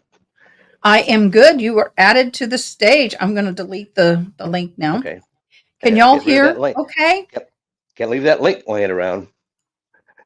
Well, So, first of all, how do I address you? Is it Ada or K or Ada Ada? or Ada? Ada K. Ada K. Okay. Either Ada or Ada K. Ada K. Okay, K. Yeah, this is a crazy trial, huh? It's got pretty much got it all, doesn't it? It's got everything mixed up in it. Technology, it's got, well, just about everything you could ask for, huh? It really does have a lot in it, and the only thing it doesn't have in it is who done it. Yeah. Well, I think that's probably going to be hashed out later. But look, yeah, I want to Tell us who you are. Introduce yourself. Tell us who you are. Well, my name's David. Just a guy, a normal guy, just like everybody else. Who I'm interested in things like this, of course. Not every trial, but certain ones. Not all trials, obviously, but certain ones, and this one definitely is intriguing. Not so much in what's going on in the trial, but what's going on outside the trial, and a lot of the the knee jerks and the people. And I'm not saying no. I appreciate what you're doing. You're going over the testimony, the evidence, and devil's advocate. There's nothing wrong with that. But it's the people that are so I guess militant about one side or the other, and to the point where they're just a little bit, I don't know, psycho, um, and it's got some of that. But as far as this search, first of all, she has an iPhone. It's a Safari search, but everybody Right. says Correct. Google. Everybody says Google search. So if they mimic the search in Google, that's not a valid test. For one Mhm. thing, I'm going to try this. I'll try this the technical way first. Then I'll give you like a layman's example of what's going on with this iPhone Well, can I and ask this. what you do for a living? So I kind of, how do you understand this information? Well, I've had a long history in both computer science and database administration for since I was back in college, and also with a lot of I do some litigation support for a specific purpose. I won't mention what it is, but I've done No, don't. litigation support, and so it's not new to me. All this is not new to me.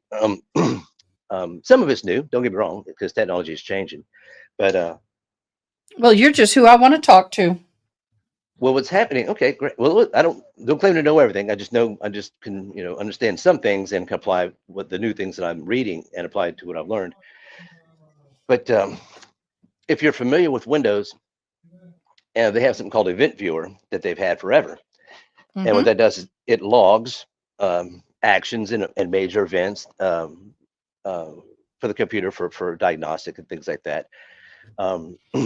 And it has that luxury of doing that real time because it has a a computer system which has significant RAM and CPUs that can tackle that real time logging of all actions, all incidents and actions that are occurring. Well, phones aren't so much that way because they're smaller, so they have to conserve resources, and they really don't. What iPhone was tackled with, a person or a team was tackled with this concept of, okay, we want to log all this stuff, but we don't really want to do it real time. Well, is there a way we can do what's called right after, WRITE, right after, not RIGHT, but right after. And what they do is what they've decided, this team or whoever at iPhone, at Apple decided they would create a temporary file that would store things that need to be logged, like a queue. And then when resources are freed up, then it logs those things. And that's going to be the WAL file that you're going to hear about probably when the I think his name is Ian Whiffen will testify in this case for Celebrate. Mhm. And so what happened that night, as I see it, is Jennifer had a tab open, and it's a tab, just like a browser tab. The Safari tab was open, Mhm. and she was searching things with the high school and things like that. And then she left it, and it went dormant, but she didn't close the tab. 227, and so that is a browser state. Now, if you look, that's why I asked you to screen capture item number 1, something that Alan Jackson skipped over. He went from the search term, and he skipped over the source and went right to the time, 2:27 a.m. If you look at the source, it says it's a browser state action, the state of the browser. And so 227 is probably was last used at that on that browser tab. Then in the morning, at 6:23, she enters the Google search term, the search term there. I call it, I just did it. I fell for it. Google search term. She entered the search term, how long to die. Well, that's what everybody knows it as, but you are correct. Yeah. So she entered the search term, how long to die in colon. She misspelled it. But what it did was it was entered into the same tab that had the browser state of 227. So what you're seeing is a summary of this. They didn't do a good job of when their iPhone, I'm talking about iPhone, because Celebrite has the functionality now to access and expose that deleted temporary file. It deletes, the software deletes it. The user doesn't delete it. It's software. Once it's done its job, it's the temp file goes away. And I'm talking about the browser state.db. Is it .db-wal? It's in there. It's in that screenshot. You'll see it. Well, I'm pulling up that screenshot. I wanted to clean up all the crap around it. I'm photoshopping while I'm talking to you, so Okay, that's I'll fine. have it Yeah, up in a second. Okay, so to give you an example, while you're doing that, we can come back to it. Let's say that you were at your desk and you work at your desk, and you had someone over your shoulder who their job is to log everything that you do that day.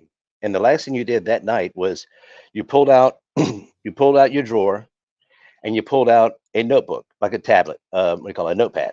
And let's say you had a blue one, a red one, and a yellow one, and you pulled out the blue one. And let's say for this example, say it's real late at night, and you have that person over your shoulder writing everything you do, everything you phone call, everything you do all day. The last thing you did was you pulled out a tablet and you put a notepad and you put it on your table. Well, that person, Okay. let's say it was 2:27 a.m. and the person over your shoulder writes down tablet, blue tablet out of desk drawer, 2:27 a.m. And because that's what you did. And you wrote down something about a high school basketball team on the tablet. And they go, okay, all right, write that down.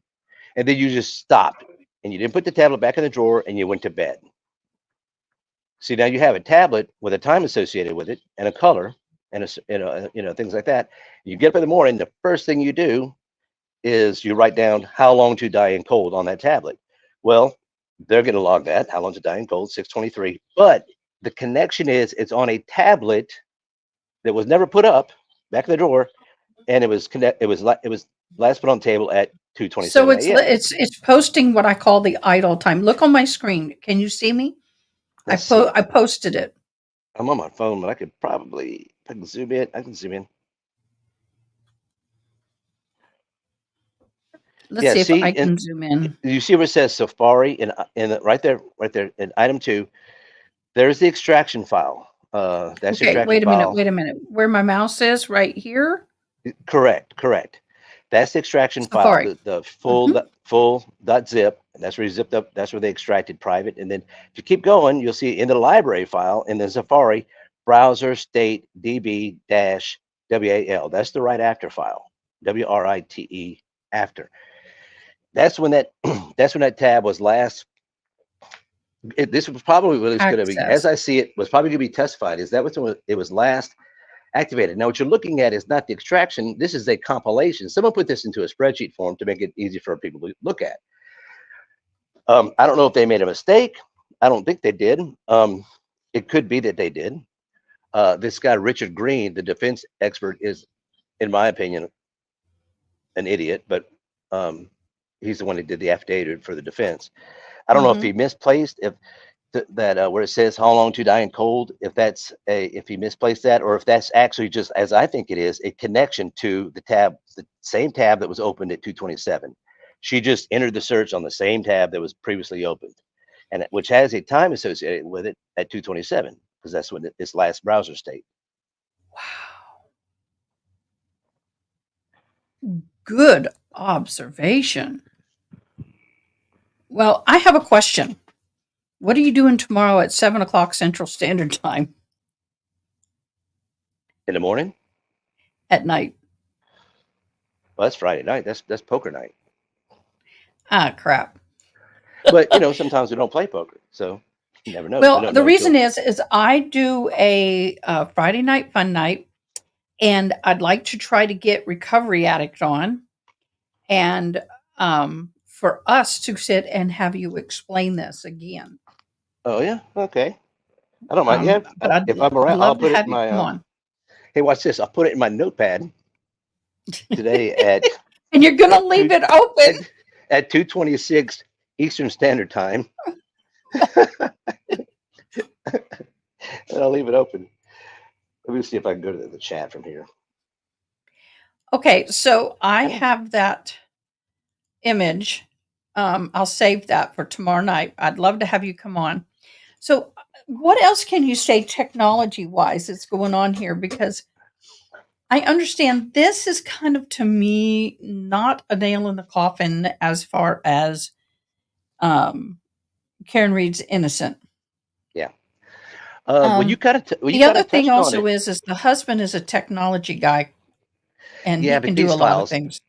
especially with iPhones, they're not like Androids. You really can't get into the library files and the work and the operating system files of an iPhone unless you're like just a super geek, and nowhere to look to delete that write active file, which is probably, it might have already had done its job, because remember, it was deleted.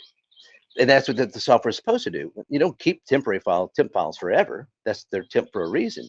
It sounds nefarious. Deleted. Oh my God, deleted. Well, that's what the software is supposed to do. It's supposed to delete it. This is why you don't turn off your phone unless you get a court order, because it could actually get you hemmed up for a crime you didn't commit. If this wasn't a high profile crime, Jennifer could probably be arrested, but it'll get explained because they have the resources, especially if you're the defendant and you have to hire your own expert witness. Well, this is kind of reversed. The state's going to be able to get Celebrite, one of the architects of Celebrite, to come on, and he's going to explain it, and he'll do a much better job than I did, and he'll explain that away.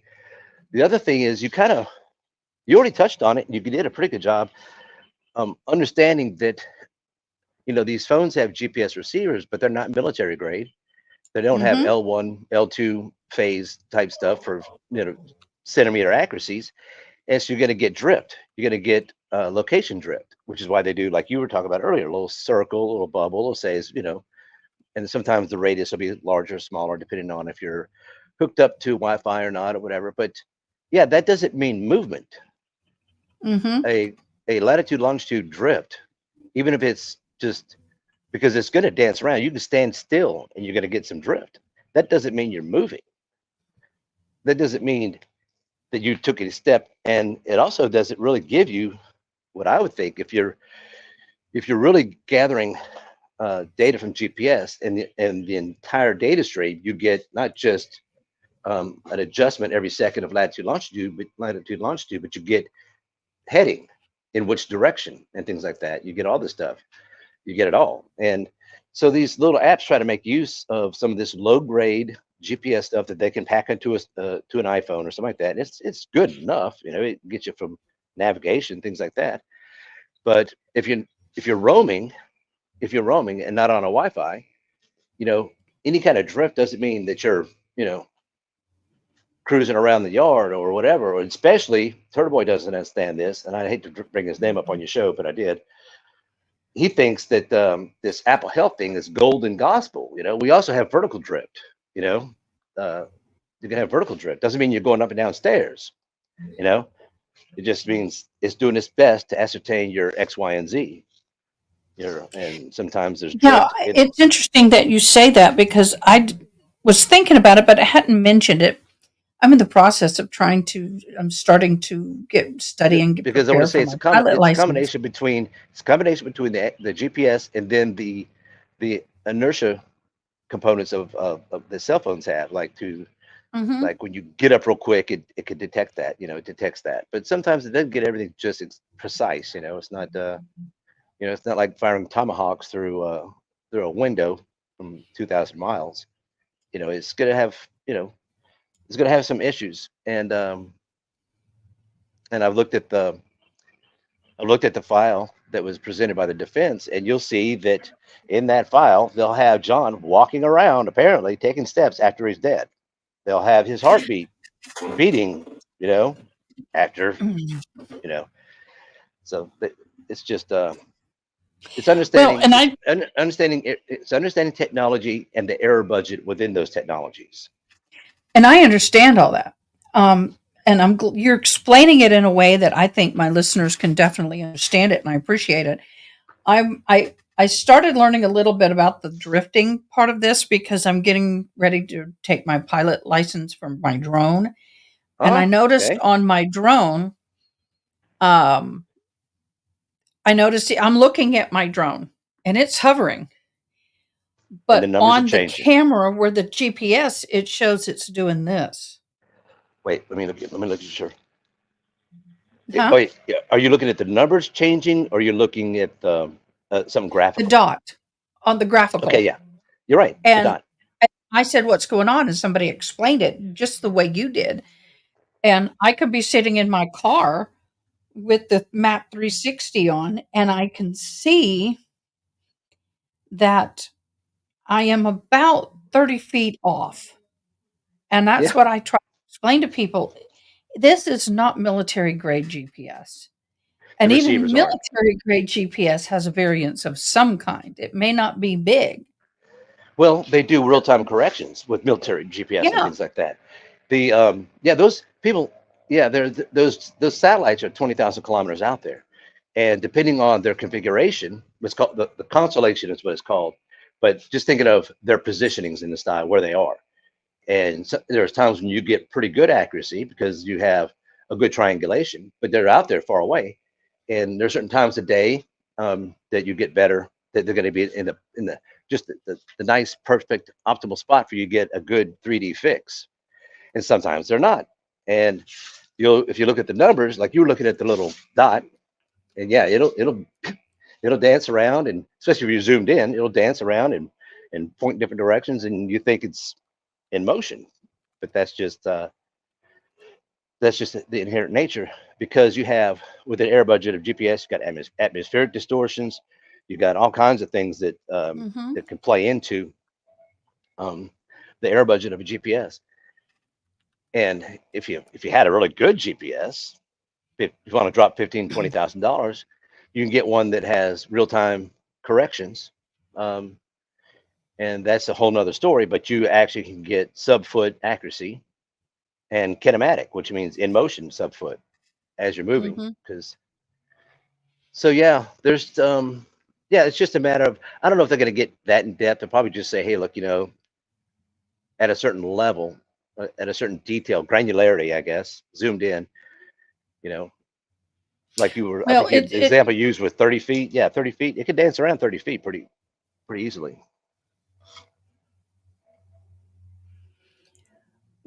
here the thing that gets me with this prosecution and the way they're presenting this case, I think they're shooting themselves in the foot. I think so And too. Yeah, I I agree. think do you or do you not agree with me that the technology probably should have been brought before the other witnesses after you get past the scene itself and he's deceased? It, Because I think it will give them a little bite for them to be able to hold on to. Look, I'm it's going a to let you answer that. I'm listening, but I have to step away. So would you mind talking about something like some of that? Sure, no problem at all. Take your time. Okay, so it's a strategy, and while I perfectly understand where you're coming from, that they could have just said, let's nip this in the bud, put this out there in front. Or it could be, let's let the defense hang themselves and put all their eggs on that one, in that one what is it called? Basket. And then if you can come at the end and just dismantle it, then you can believe nothing the defense is going to say. Like they're just trying everything. So it could be, and I think it may be the latter. I don't know because it's kind of ingenious if you think about it. Let Alan Jackson just pin everything on this search term. Let's pin everything on this Apple Health steps and the thing and everything that's going to be in the phone calls and being deleted, and then have a technology expert come in and just dismantle everything and leave the jurors with nothing but that was nothing but a smoke and mirrors. We just heard from the defense. It's all a bunch of garbage. He tried some little traps and we fell for it for a little while, but our eyes have been opened and we see it now. And looked to me like the old Karen, first thing she did was wake up. It hadn't even been daylight yet. You know, who goes to that level of panic mode at 4 o'clock or 4:30 and freaks out and calls her friend Carrie and says John is dead. Well, that's a crazy thing. That's a crazy conclusion to come to all of a sudden, just out of the blue, not even the next day. And then Carrie says, what happened? And then Karen says, I think he got hit by a snowplow. Well, she just admitted John's state of existence, dead, and the location by the curb. I mean, so she knew the state he was in and where it was at when she made that phone call, and that went uncontested. If the Yeah, defense. and go ahead. Go ahead. Oh, that is something I have said, is that it is a little disconcerting to me that you're sitting here and you're panicking at that level in the morning. Now, devil's advocate, there's no recording of her panicking to that level until on scene with the 911 call. Now, some people are confused about the recording that was played. She had called John just seconds before they pulled up on him, got and dropped the phone in the floorboard of the car when she jumped out. Once they unlocked the door and she jumped out of the car, and it continued to record. And that message recording was on John's phone, and you can hear them calling 911 and all of that. Yeah. But Well, that's after they found the him. thing- Yes. Okay. Yeah. The hysteria would make sense. yeah, But we that's have the only testimony actual. we have testimony from Jennifer. I know you guys don't like Jennifer. That's fine. But we all have testimony from Carrie Roberts, who says hysterical. She had to the point where she called the hospital. She called the police station. She called around. I mean, he's only a couple hours overdue. He doesn't have a car. It's in the middle of a blizzard. He'd been drinking. I understand her concern, but I'd be like, maybe he's passed out. Maybe he's been drinking. Maybe just slept over there.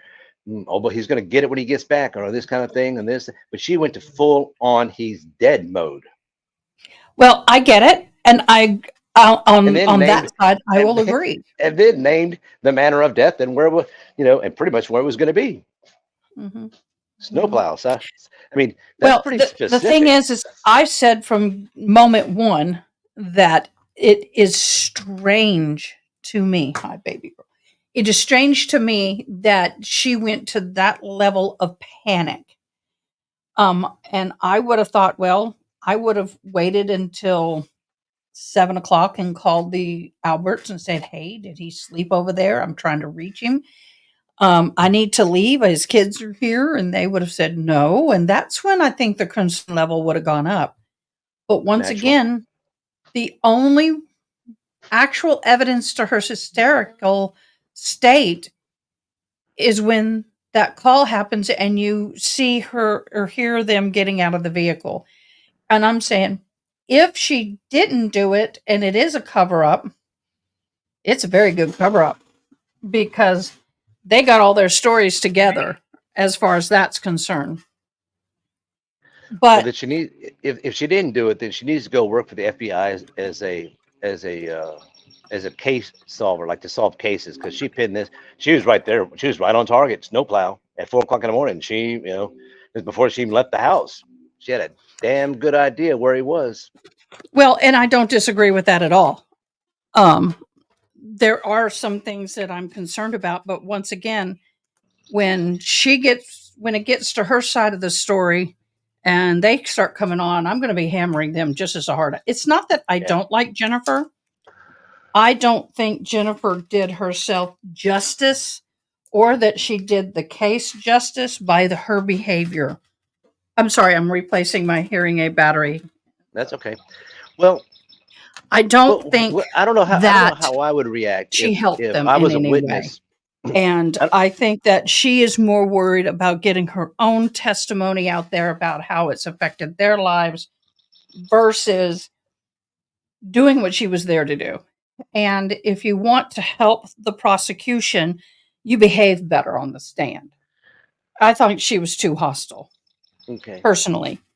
Well, I I've don't been on know. the stand many times. I've been where she is as far as witnessing for others and all Did they of that. accuse you But it's of? just Did they one of accuse those you of? things that I just don't understand her animosity to the level that it was. Okay. Well, it's documented fact Are you that. there? Yeah, I'm here. Can you hear me? I I may have bet you can lost hear you me. guys. Hold on.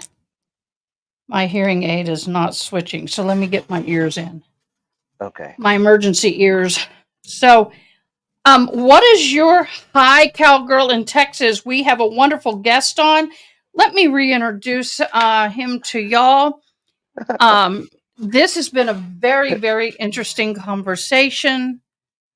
It has been amazing. We have Navin on, and he is, oh my, well, I can't plug it in. Yeah, I can. I'm just having to unplug my ears. I have to go old school.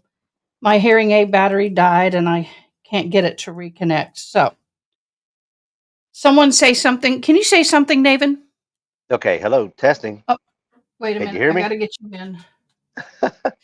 Hearing She'll aid. get there. Okay, I got you. Okay. That's the bad Okay. thing. That's a bad thing about being totally deaf is that when the ears go down, I got to switch. I can imagine. Yeah. Oh, Take oh, your time. we're good. So I don't think she did herself very much good at all by how she handled herself. Well, let me ask you this. Well, you seem like a pretty rational and mild mannered. But when you were doing when you were on the stand as a witness, I don't know what kind of crime it was, but let's say it was a heinous crime, like your friend was killed, and you had been harassed and accused, and people at your house, and then an attorney is accusing you of doing it on the stand and covering it up. How long before your behavior would change? I mean, I I've don't know been that I there. could. I I don't. lost my You, husband. oh, I'm so sorry. I didn't know Oh, that's that. okay. I lost my husband to a crime. It was a crime that some people will call heinous. It was not murder. And I got on the stand and they literally threw me under the bus to try to save him. And I wasn't privy to this, what was going to happen.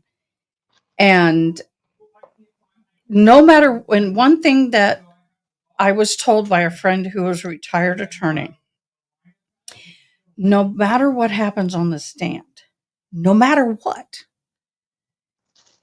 don't react. Even if they Don't accuse you get of killing. hospital, even if they accuse you of killing them. Here's why. You can sit there and say, do you know what? I don't agree with what you're saying. I didn't do it. There's no evidence to prove I did. In fact, the judge came to my defense because I was accused of doing the crime by all of his friends and family and his lawyers on sentencing. And the judge came to my defense and said, y'all, there's no evidence or she would have been up on that stand. So, ex-nay. So, no At least matter you had what, that. yeah, I didn't even know. And it was one of those things that you kind of go, But the reason why you don't react, and what I was told, now it may not be for everybody, and everybody may not believe this, is that number one, anything you say in this court proceeding eventually could be used against you. If, for example, he was found innocent and they were trying to throw me under the bus, then the prosecution can come back to my words and my behavior and then turn around and charge me. So Exactly. you got to maintain your composure. If you want to scream and fight and claw and yell, that's fine. The harassment, when I went through this, he was arrested in '07, went to jail in '09, and it wasn't until about 4 years ago that the harassment of whatever level it was stopped. Yeah. And so I can say I've had crap bombs on my door. I have death threats. I had news media outside the house trying to get pictures of the kids. It was a freaking nightmare. I have sympathy for anybody who goes through that who is not even, I mean, and you're innocent until proven guilty. I mean, we all have to remember that. And I can say that if Jennifer Mick and Matt and everybody has gone through that, it's horrible. I don't disagree with that. It's not right, and I'm never going to defend it. But your animosity, your anger, and your frustration, and your piss and vinegar has to stay under control, or it's going to hurt you. Well, okay. That's first of all, I want to say, of course, I'm sorry for what happened to you, and it's admirable that you Thank were you. able to get through that and maintain your composure.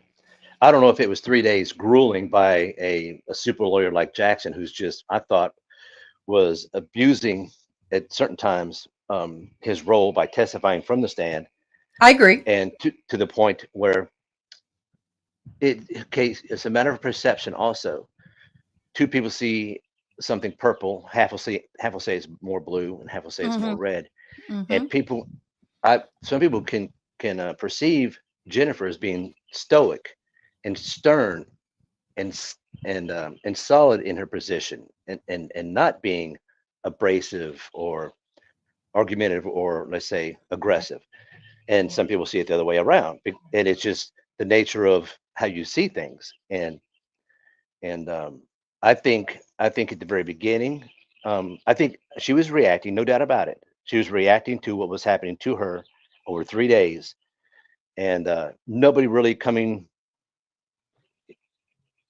I'm sure in the breaks they can't tell her how to testify or talk to her about the case, but could they say, "Look, calm down.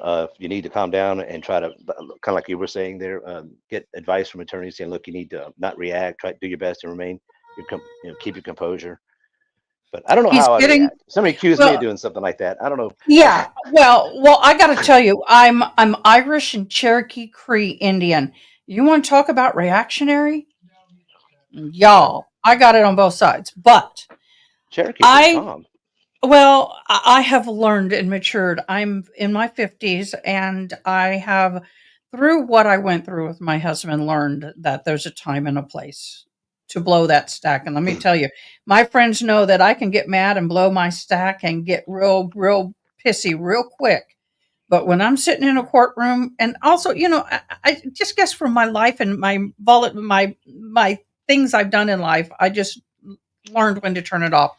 I got to make a comment. We're going to hold on that for a second. CG in Texas, I need you to know that you something happened, and somebody came up with your name but a different image and was trolling and being very disrespectful, and I blocked them. I'm so glad to see you on and that you were not blocked. So thank you for joining me, love. I appreciate you.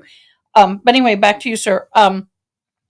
I have to say that coming out of the devil's I can't say it. Advocacy, I Yeah. guess. Okay. Playing devil's advocate here, Right. looking on the positive side of Jen, she held up well for 3 days. 2.5. It was 3 days of trial. It is very difficult. It is very hard to do what she did. But at the same time, I struggle with some of the ways some of the testimonies coming in and the verbiage being used between the McCabe's, the Alberts, and Carrie Roberts is almost too perfect. Like you said, when everybody sees a situation, it's going to be slightly different. I get it. I've testified because I've been on fire scene as a chaplain or a firefighter, and something's happened.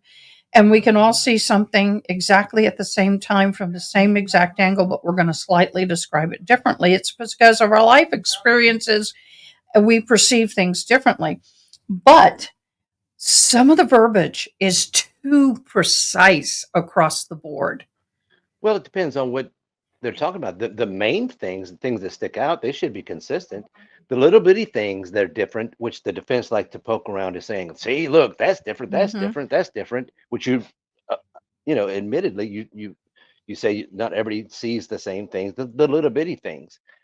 Some of the smaller things if they get it inconsistent, the defense will say, oh, treat that like you can't believe anybody.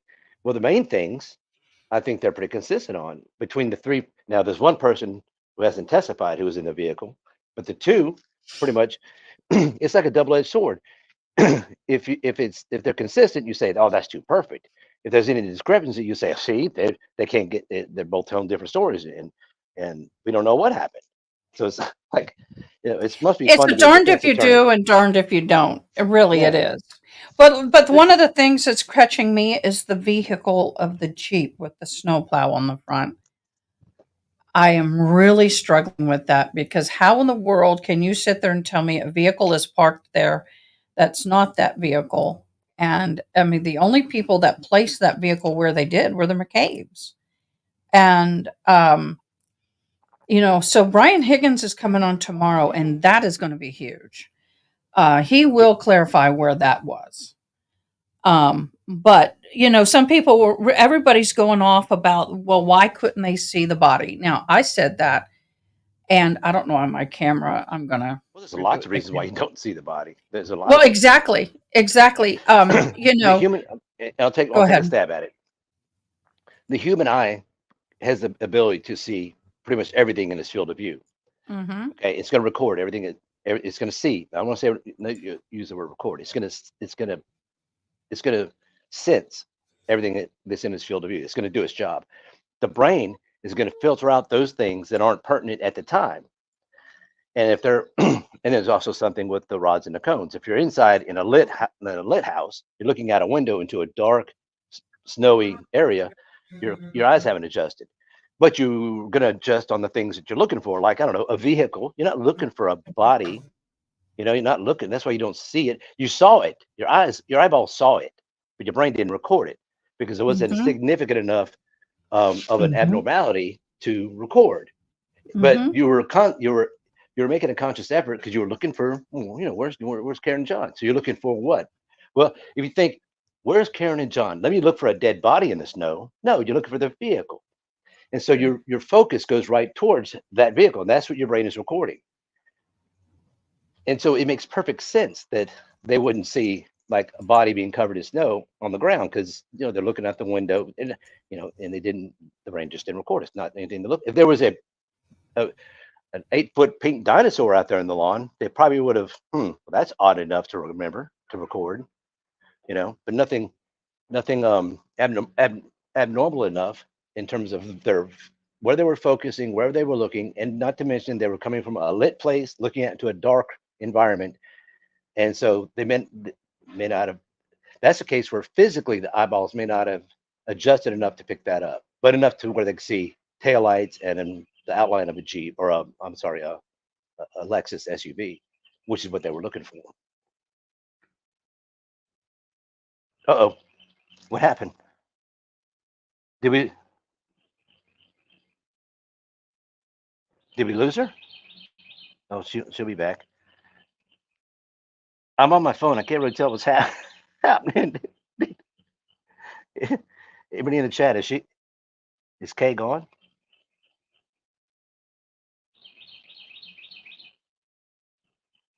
Or am I gone?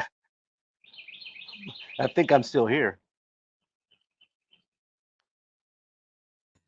Okay, I'm back Need on some feedback. stage. There she is. Okay. I don't know what's wrong. All of a sudden, my camera has gotten glitchy. I haven't done anything. I haven't moved anything. So I just did a quick reboot. Well, you're busted up a little bit. Audio, you're just breaking up just a little bit. Are you on Wi-Fi? Yeah. I think you might be having a little bit of a bandwidth Yeah, I am. droppage. But keep going. Keep going. You're good. Well, I don't know where You're you left good. off. Oh, no, we're good. One of the interesting things, one of the many, there we go. Why is that not letting me do that? As long as you can hear me, don't worry about what you can see. Okay. I'm going to put Mr. Navin on main screen, and we can't It's see like you, of course. We can't this is see like the Wizard you. of Oz. Yeah. You're like Oz. I don't know what's going on. I should not be having any issues with my stuff. I have very high quality things, but you Okay, know everybody in how, chat. there we go. Pay no attention to the lady behind the curtain. Just listen to what she has to say. I take it, do you watch Recovery Addict? No, I don't know what that is. Oh, he's a guy who does this too. He's phenomenal, but he went to college for all the technical stuff, and he has all the highest of end of equipment that most streamers have, and I have 90% of what he's got. And So you so have too he's really much. cool. No, he has too much. No, I'm kidding. He's getting a device that they use for the replays for football games and stuff. So he's going to start being able to do the replays. And if my sound is not matching, I've noticed I'm glitching. I'm sorry, there's nothing I can do about it right now, but we can hear you perfectly fine. So what do you think it's going to take for them to prove that Karen Reed did this? Okay. And I'm going to say the devil's advocate to that. What do you think it's going to take for them to prove she didn't? Okay. Yeah. There's two things. Yeah, I was going to say. First, they have to prove that she did it, and then disprove. Unfortunately, but it is the nature of the beast. Sometimes you get a good defense attorney, and you have to actually be on defense, even though you're a prosecutor, and have to disprove the defense's theory. So I think they'll take care of a lot of that with the Celebrite technician Ian Whiffen that's going to come on. He'll take care of that Google search. He'll get someone come on and explain these calls. You have to explain them. Because I'm like you, I don't believe in butt calls, not that many. No. And then Hey, to let's prove stop it you there. in my mind, for direct evidence, for outside of circumstantial evidence or witness testimony, I need to know about the taillights. I need to know where they were discovered, when they were discovered, how they were discovered. Apparently, they were in a snowbank later that day. I need to know this DNA. No, I not need to know just about. later that day. A piece was found later that day, but over a 15-day period, pieces were found. Yeah, they got to explain. They got to satisfy that in my mind. The medical examiner is going to have to conclude with a medical certainty that those impacts likely were caused by blunt force trauma by a vehicle. That vehicle, the DNA evidence of John O'Keefe on the tail light, that needs to be, pinned down pretty good. Defense needs to explain that if that's going to be the case. But it's going to be like when those pieces were extracted. Of course, it all comes about, when evidence was collected, was it properly collected? Because you get back to the OJ thing, and I just use that as an analogy. We don't need to go into it, but it's garbage in, garbage out. So they have to the medical examiner, the Celebrite experts that come in for the prosecution, and then what else would it take? Maybe somebody in the chat could refresh me, but yeah, I need to know that was those injuries are not only consistent with, but consistent could mean okay, it could have been. But we need to, as you know, we need to exclude to a reasonable certainty, exclude all other possibilities for her to be guilty of something, whether it was she hit him and freaked out and went home. She could have been so drunk she didn't even know she hit him. I mean, think about it. It is kind of odd that she told Officer Good when he asked where was she last night, or was she driving last night, and she said, I don't remember. That's kind of important, how do you Well, remember I'll be honest. I have been in an accident. By the way, you don't know much about me. I was a volunteer firefighter. I still am. I'm an emergency service chaplain, first responder. And I was 15 years with American Red Cross Disability Integration. And I have been on a lot of scenes. There have been times when I have literally had a victim in the front seat passenger of the car who can't remember what they were doing 10 minutes to, a couple hours prior in a state of hysteria because their loved one was decapitated in the car next to him in a car accident. So that doesn't get me as much because I've seen it. When you are hysterical and you're being interviewed, sometimes it's kind of like you should know the answer, but you can't pull it. And that's kind of So the position the officer took when she said she didn't remember driving. That he Mhm. stopped. He said, "Okay, I'm going to stop asking her questions because she's obviously hysterical right now. She exactly. can't." So maybe there's something to that. I mean, it doesn't jive in my mind, but I understand. The human mind is a crazy thing. Well, it's But chemical, and what people don't realize is when you're in that state, you've got a dumping of chemicals in your brain, and there's a lot going on, and it's really hard. It really is. I've been in several car accidents, but not to the level of that his kind of hysterical stuff. But I've just seen it. The thing that I want them to do is multiple things. One, and I said it earlier. No, darn it. I have someone maybe coming in the door. But the thing is, for me, is that maybe it's they need. Amazon. It may very well be. Well, I'm watching camera and I don't see it. But the thing for me is that I want them to show me the tail light being put back together. The tail light being put. I watch the camera. Hold on a minute.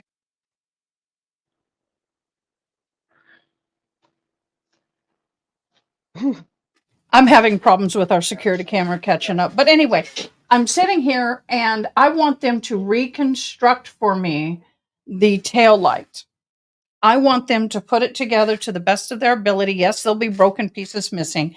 Put that thing together for me. I want to see that tail light piece together and see how does it fit, if it fits. Because I, many years ago, did body work with my first significant other after I graduated. He owned an automotive repair and a used car lot. And I really struggle with the way that tail light is with the damage and impact that's on the body. It just doesn't match to me. But I'd like to see that. The other thing is that I just lost it. Gosh, I just lost it. That would be a big thing for me. The other thing I would like to see is definitely all the medical stuff. But what about Colin Albert's testimony and his busted knuckles and all of that? Now, I'm not saying he did it, but I'm just saying that was very suspicious testimony. I would Well, if you need. Well, if you Hmm? notice, there was a that was on the 26th of February, which is almost a full month later. And there's also a photo on the 9th, and his right hand is not busted up. His right hand is not busted up. Mhm. So, I mean, I'm just saying it goes to show he has a temper. I think for him to paint himself off as somebody that does not, I think I I don't would have believe the trusted falling him. down story. I put it that way. I don't believe No, I that's felt. what I'm getting to. I don't No. believe that story. He was incredible. He was not. I don't want to say he was not credible to me. Mm-mm. He's a young kid. Obviously, he's been accused. They're trying to say he's the one that took him in the basement and whooped his ass. Oh, I'm sorry. Maybe I shouldn't cuss, but Oh, you're okay. That I've been and on for then more than 2 hours. deposited him on the lawn. And he's a young kid. He should have just say, look, yeah, okay, whatever. Punch the bag. Yeah, I did this. Just be honest about what happened to his knuckles. I ain't buying that. I fell on the ice story. Yeah, I think But that's what lost it for me. Sparkles, I mean, sorry, CGN Tech states, yes, Sparks. Also, how did she not hit the fire hydrant? Makes more sense that a snowplow hit him, but I think his steps on the cell phone would prove. Okay, you weren't here, Miss CGN Tech, when our wonderful guest, Mr. Navin, explained the cell phone stuff. Okay. yeah, I think okay, here's what I honestly think happened. I think in a fit of rage, because she's a little banshee. She's a little pissed firecracker. A short Especially fuse when there's fire. alcohol involved. Yeah, exactly. And she's a short fuse firecracker. I think they had a fight. It possibly could have been when Jennifer was given directions to John, say, oh, it's one street over from Bella's house, and that lit her ass up, and they were arguing out in the street about that. John's like, oh my God, Jesus help me, it's like, anyway, so she pulled up, and sometimes, maybe she said, well, forget that, I'm leaving. And she took off and she had a few more choice words to say. She threw it in reverse and popped his ass right there by the curb. And he flew back about 10 feet. And that makes sense why his things would be found in the snow berm at the snow block. That's what I'm saying about this case. So many crazy things. Lucky the The plow plow driver driver. yeah, comes right by afterwards, probably covered up some of the evidence, right there at the impact location, right there by the curb. And he flew back 10 feet into the Oh. yard, which makes sense. And Well, okay. Well, let if me he ask you if he this. was running after her after she was like taking off and he was kind of going after her, and like, oh my God, she's losing her mind. And then she backs it up and he kind of like lost his footing and wasn't vertical and it's kind of like half up, half it was, and would make sense that his head got struck right there on that tailgate part and the Well, actually, I don't think his head hit the tailgate part. I think if it hit anything, it's the fire hydrant, the back of the head on the fire hydrant. well, it didn't make sense from the vector. Okay, I'm The going to ask direction you to doesn't. do me a favor. I need you to keep talking for a minute. The Okay. UPS is actually here. Keep talking. I'll be Go right get your back. package. she's in all directions. Is she usually like this? But I can understand doing a live stream, then UPS pulls up. You got to go get your stuff. Well, let me look in the chat while we're waiting because I don't want her to. There's a CG. He's out of hot water. Somebody came in on her sock account, got him in trouble. He's out of hot water now. What about his arm? Yeah, no doubt, huh? The arm. Mm. Yeah, the medical examiner is going to have to explain that arm because that is some distinct abrasions. Very distinct. Very distinct. He's got to explain how those and that to satisfaction. He can't just say, "Oh, I don't know, maybe it happened on the grass." No, that grass didn't do it. Because there's going to be an impact from the vehicle, according to the prosecution. Impact from the vehicle, probably to the head. Okay, and then the DNA on the taillight. They'll explain that. But what about the arm? The arm is going to be the impact will explain his eye, getting popped and then getting thrown 10 feet and landing. You've seen NFL players get pretty serious impacts and they have helmets on and hitting the ground and maybe, I hate to say it be so blunt, but cracking his skull, a skull fracture. But yeah, the arm is going to be something else. What is he going to say? The taillights did it? Is that where he was his right arm, right? Right side of his head. All the damage is on the right side of his body. Is that correct? Chloe did the arm. You are so awesome. Thank you Chloe, so that's much. so funny. Yeah, I'm sorry. Did you get your package? Yes. Is But it God something only good? knows what else. It's Is it for the something good? business. And my Oh, son has boring. a business, and he has so blessed me to have this fabulous room here. Yeah, And so this guy, sometimes this this guy. is an I'm sorry. This guy CG is exactly right. He it's a says, woman. Chloe did it. Oh, I'm sorry. I'm so sorry. CG, she, Yeah, CG. cowgirl in Texas. Chloe did the arm after he was knocked out in the basement. Sounds like a board game of Clue. It does. It sounds just like that. Okay, Chloe did here's it. my Chloe did it in the basement with the teeth. here's my theory. You ready? Yeah, I'm ready. Oh no, they're back. Jiminy Christmas. I hate to do it to you. I hate to do Oh, it take to your you. time. I got to go That's back again. I'll be funny. right back. See, Oh, we need to do that. We need to make a board game out of this fucking thing. Dang, I can't. I'm gonna get her struck. Um, yeah. So what do we have? What do we have? Let's do the board game of Clue. What do we have? What are the murder items? Let's see. We got teeth, dog teeth. We got tail light. We got Colin's fist. These are the murder weapons. We don't know what Brian. Okay. And then as far as the locations, we got the basement, in front lawn. What else we got for locations? That's pretty much it, huh? 2 locations. Then who did it? We don't have the maid. They didn't have a maid, but or a butler. So we got let's see, we got Primarily Okay, calling. so Here we go. they delivered a package for next door because they're not there. Oh, okay. So, my side is that it's a possibility. Okay, big possibility. Snowplow, right. Nope, Forgot. nope. No, while you were gone, we were building the clue game for this. Oh! Snowplow, fire hydrant, Yeah, I forgot. That was a another murder dog, weapon. The dog, we had the teeth. cell phone under the shoulder. Okay, Well, good murder idea. weapons. Maybe. The murder Oh, weapons so far are the dog's teeth, the snowplow, Colin's fists. Those are the murder weapons, and instead of a candlestick and shit. And all right, then mods, y'all are fabulous. I'm going to challenge you. Whoever makes up a clue game, like sheet of paper, even if you want to, Naven, do a clues list.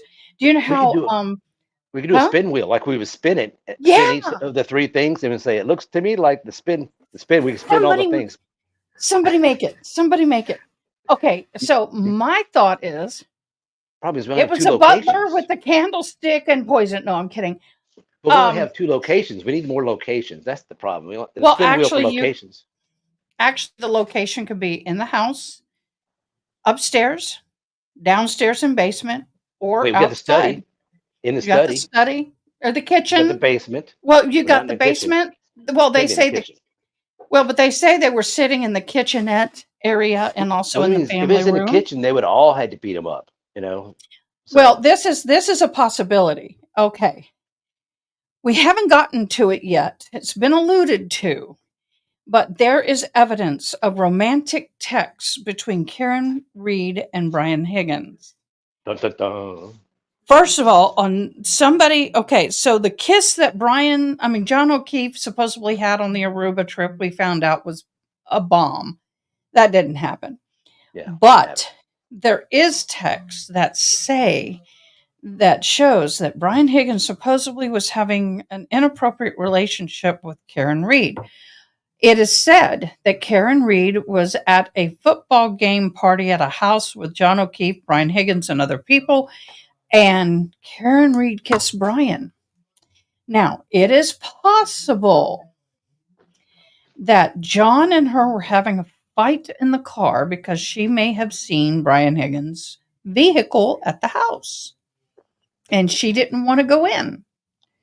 So he gets out and goes in because he found out that the two of them had a flame and that they could have had a fight in the house over Karen Reed, and it got out of control. The cut on the back of the head really is indicative to that glass. I don't have it in front of me. It's being washed. That is broken. Could have very well, someone could have had a drink in their hand, that glass, and hit him on the back of the head in the middle of some people in a fight, and it knocked him out.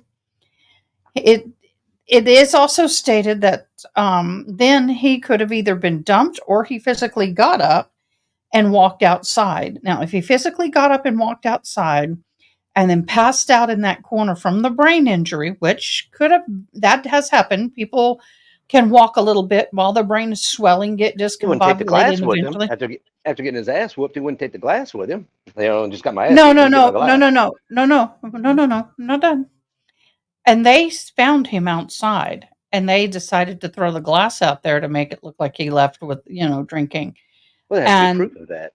well, there has to be proof of that. But I'm just saying, there's so many things that could have happened. He could have left under his own physical abilities, and then he died there. God only knows what.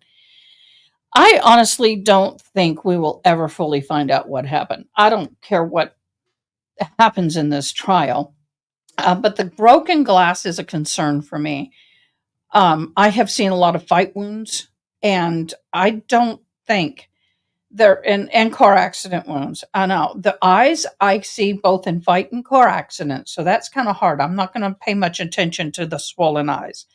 What gets me more than anything is the fact he has no bruising or injuries from, I'd say, the nipples to chest down. If the car had hit him, his shins and his thighs or wherever that falls on the bumper of the vehicle would have, because they say she hit him backing up at about 24 miles an hour. Oh, okay, we're good. And I'm like, okay, that doesn't make sense. There's no bruising. It's all on the face and then the arm. the bite mark. Everybody's talking about the dog. Well, I told people as soon as I saw that glass, and you can ask my people on my channel, I had a light bulb go off that I wonder if that was the glass, if it was broken in the fight and they used it as a weapon. Because the bite marks from the dog are not as traditional bite marks. It depends on how the arm was folded, and there's just a lot of ifs. If all I that think- happened, why would Karen call Carrie and say, John's dead, and I think a snowplow hit him? She would have to know that. Well, Karen would first have of to know all, that. first If it of all happened all, in the basement, why would she say, why didn't she say something like, John's dead, I think someone beat him to death? But she didn't say that. well, She said he's but who basically out. says that Karen Snowplows wasn't don't there? snowplows don't drive through basements, so why did you why did you Okay, but who says Karen wasn't there? It doesn't mean just because people say she wasn't there that she wasn't there. Who's to say she was there? She Well, could have been there, this they is a could have case walked where in, this is a case and where I the would fight go, could have all Did out she- when she walked in. what happened with, now there's something I don't know anything about. What happened with her vehicle data? Have we got to that yet? I mean, because that's the case where she No, was, and if she was that's where 30 I feet was going away, to go. but if she was at home, if it put her 3, 4, 5, 6 miles away, however far away her home is, I would rely on that vehicle data, not just 30 feet. This is far enough. So she would, I like. did I'm going to somebody pull say something up. I'm going to Was pull it- something up. I don't Go want to ahead. spread rumors, but there's been reports that she did something, and there's ways of deleting and Okay, I will tell you that I don't disagree. But now there's something that somebody put together. It is a map, and I'm going to pull it up. I'm going to share the screen. Share screen, share window. Is this? This is something that I personally did not put together, but see that. this is a map Okay. of where she was at what time. CCTV footage. So this is documented where her vehicle, I guess, was seen, missing the exact time Karen would have driven by. This These is are at 5 the in the morning, though. 5 We in the need- morning, we right? need That's 12 all we they need- have. we need the 12:30 to Exactly. 12:30 to 1:30. Let me see. Let me open something up so I can. But Why are you correct me if not I'm wrong, opening up? wasn't there something to do with vehicle data, and there was something Yes. done with the data? And then, like, if you go through a routine of, I don't have a Lexus, but you go through a routine of starting it, turning it on, starting it up, turning it off, X amount of times consecutively without moving, that it purges. I don't know. If she did that, I mean, I don't. This just hearsay. These things I've heard, and I imagine we'll probably hear from an expert on that too. I would hope. Okay, here's the thing about the car stuff. They are going to have to get into the car stuff. But one thing I want to know is why did they sit with the vehicle for over an hour? They removed the vehicle from the premises. This I know legally. You cannot. These scissors. If you believe these scissors are an evidence in the crime, and I have them, and they're sitting on my desk, you can sit here where I'm sitting, where these scissors are, and you can prevent me from touching them. You cannot touch them without the warrant. You can't pick them up with gloves and move them to another room and put it down, even with gloves, and wait for an hour for a warrant. Well, if there's They- evidence of a crime, that's being committed, let's say a cop comes up and there's been a shooting and someone's dead and there's a gun and things like that. I mean, they're not going to sit there and wait and the guns, you've seen this play out, and it's like out there in public and things like that. They're going to, they can't just leave the gun. They have to wait for a warrant. Well, no, there's no. evidence of a crime is being committed. Well, the car wasn't at the crime, and this I That's experienced true. in my That's true. husband's trial. It was not there. It was at home. Was not That's there right. at the crime. If it was at the crime, they would tape it off and wait. But here's the thing. I learned this from my husband's crime. Ex-husband's got a crime. warrant. I agree. They should have got a That- warrant for the vehicle. They went to the father's house, if I understand it correctly. They went into the father's home, if I understand correctly, and they got the vehicle and put it on a tow truck, flatbed, and hauled it off What was it? The without a Opeach one, warrant. wasn't it at I John's don't know. house? Well, maybe her father was at the house, but she was not there. The father was there Right, when this happened. right. He has no right to give permission for that vehicle to be towed because it doesn't belong to him. Unless the vehicle is in her name, has no right to tow that vehicle any way, shape, or form. So that's what I'm trying. That's part of the thing I'm trying to get to is that I'm trying to get Well, my they ears tow back on vehicles because these are for like a DUI. that's the thing that I'm struggling with is that they had not a single search warrant at all for that vehicle when they pulled it out and moved Well, the they should vehicle. have. I think they should have crossed their T's and dotted their I's So in for that regard. me, I'm struggling with that because why is that allowed in evidence? There's some things. And what do you think about the, did I mute you? Did you mute? No, I muted myself. Hold on, there you go. What do you think? I can't hear you yet. I got to get my ears connected. What do you think about these styrofoam cups and the blower? There you Well, go. let's see. Okay. Yeah, it's sloppy. The argument is going to be for a smaller town like Canton that doesn't have much crime, and it's unacceptable for Chicago, Atlanta, Detroit, New York, things like that, because they have the money, the budget, resources to get all that stuff, and these smaller towns don't. I think there was a case they cited was in a small town in New York where they used a pizza box to put stuff in or whatever.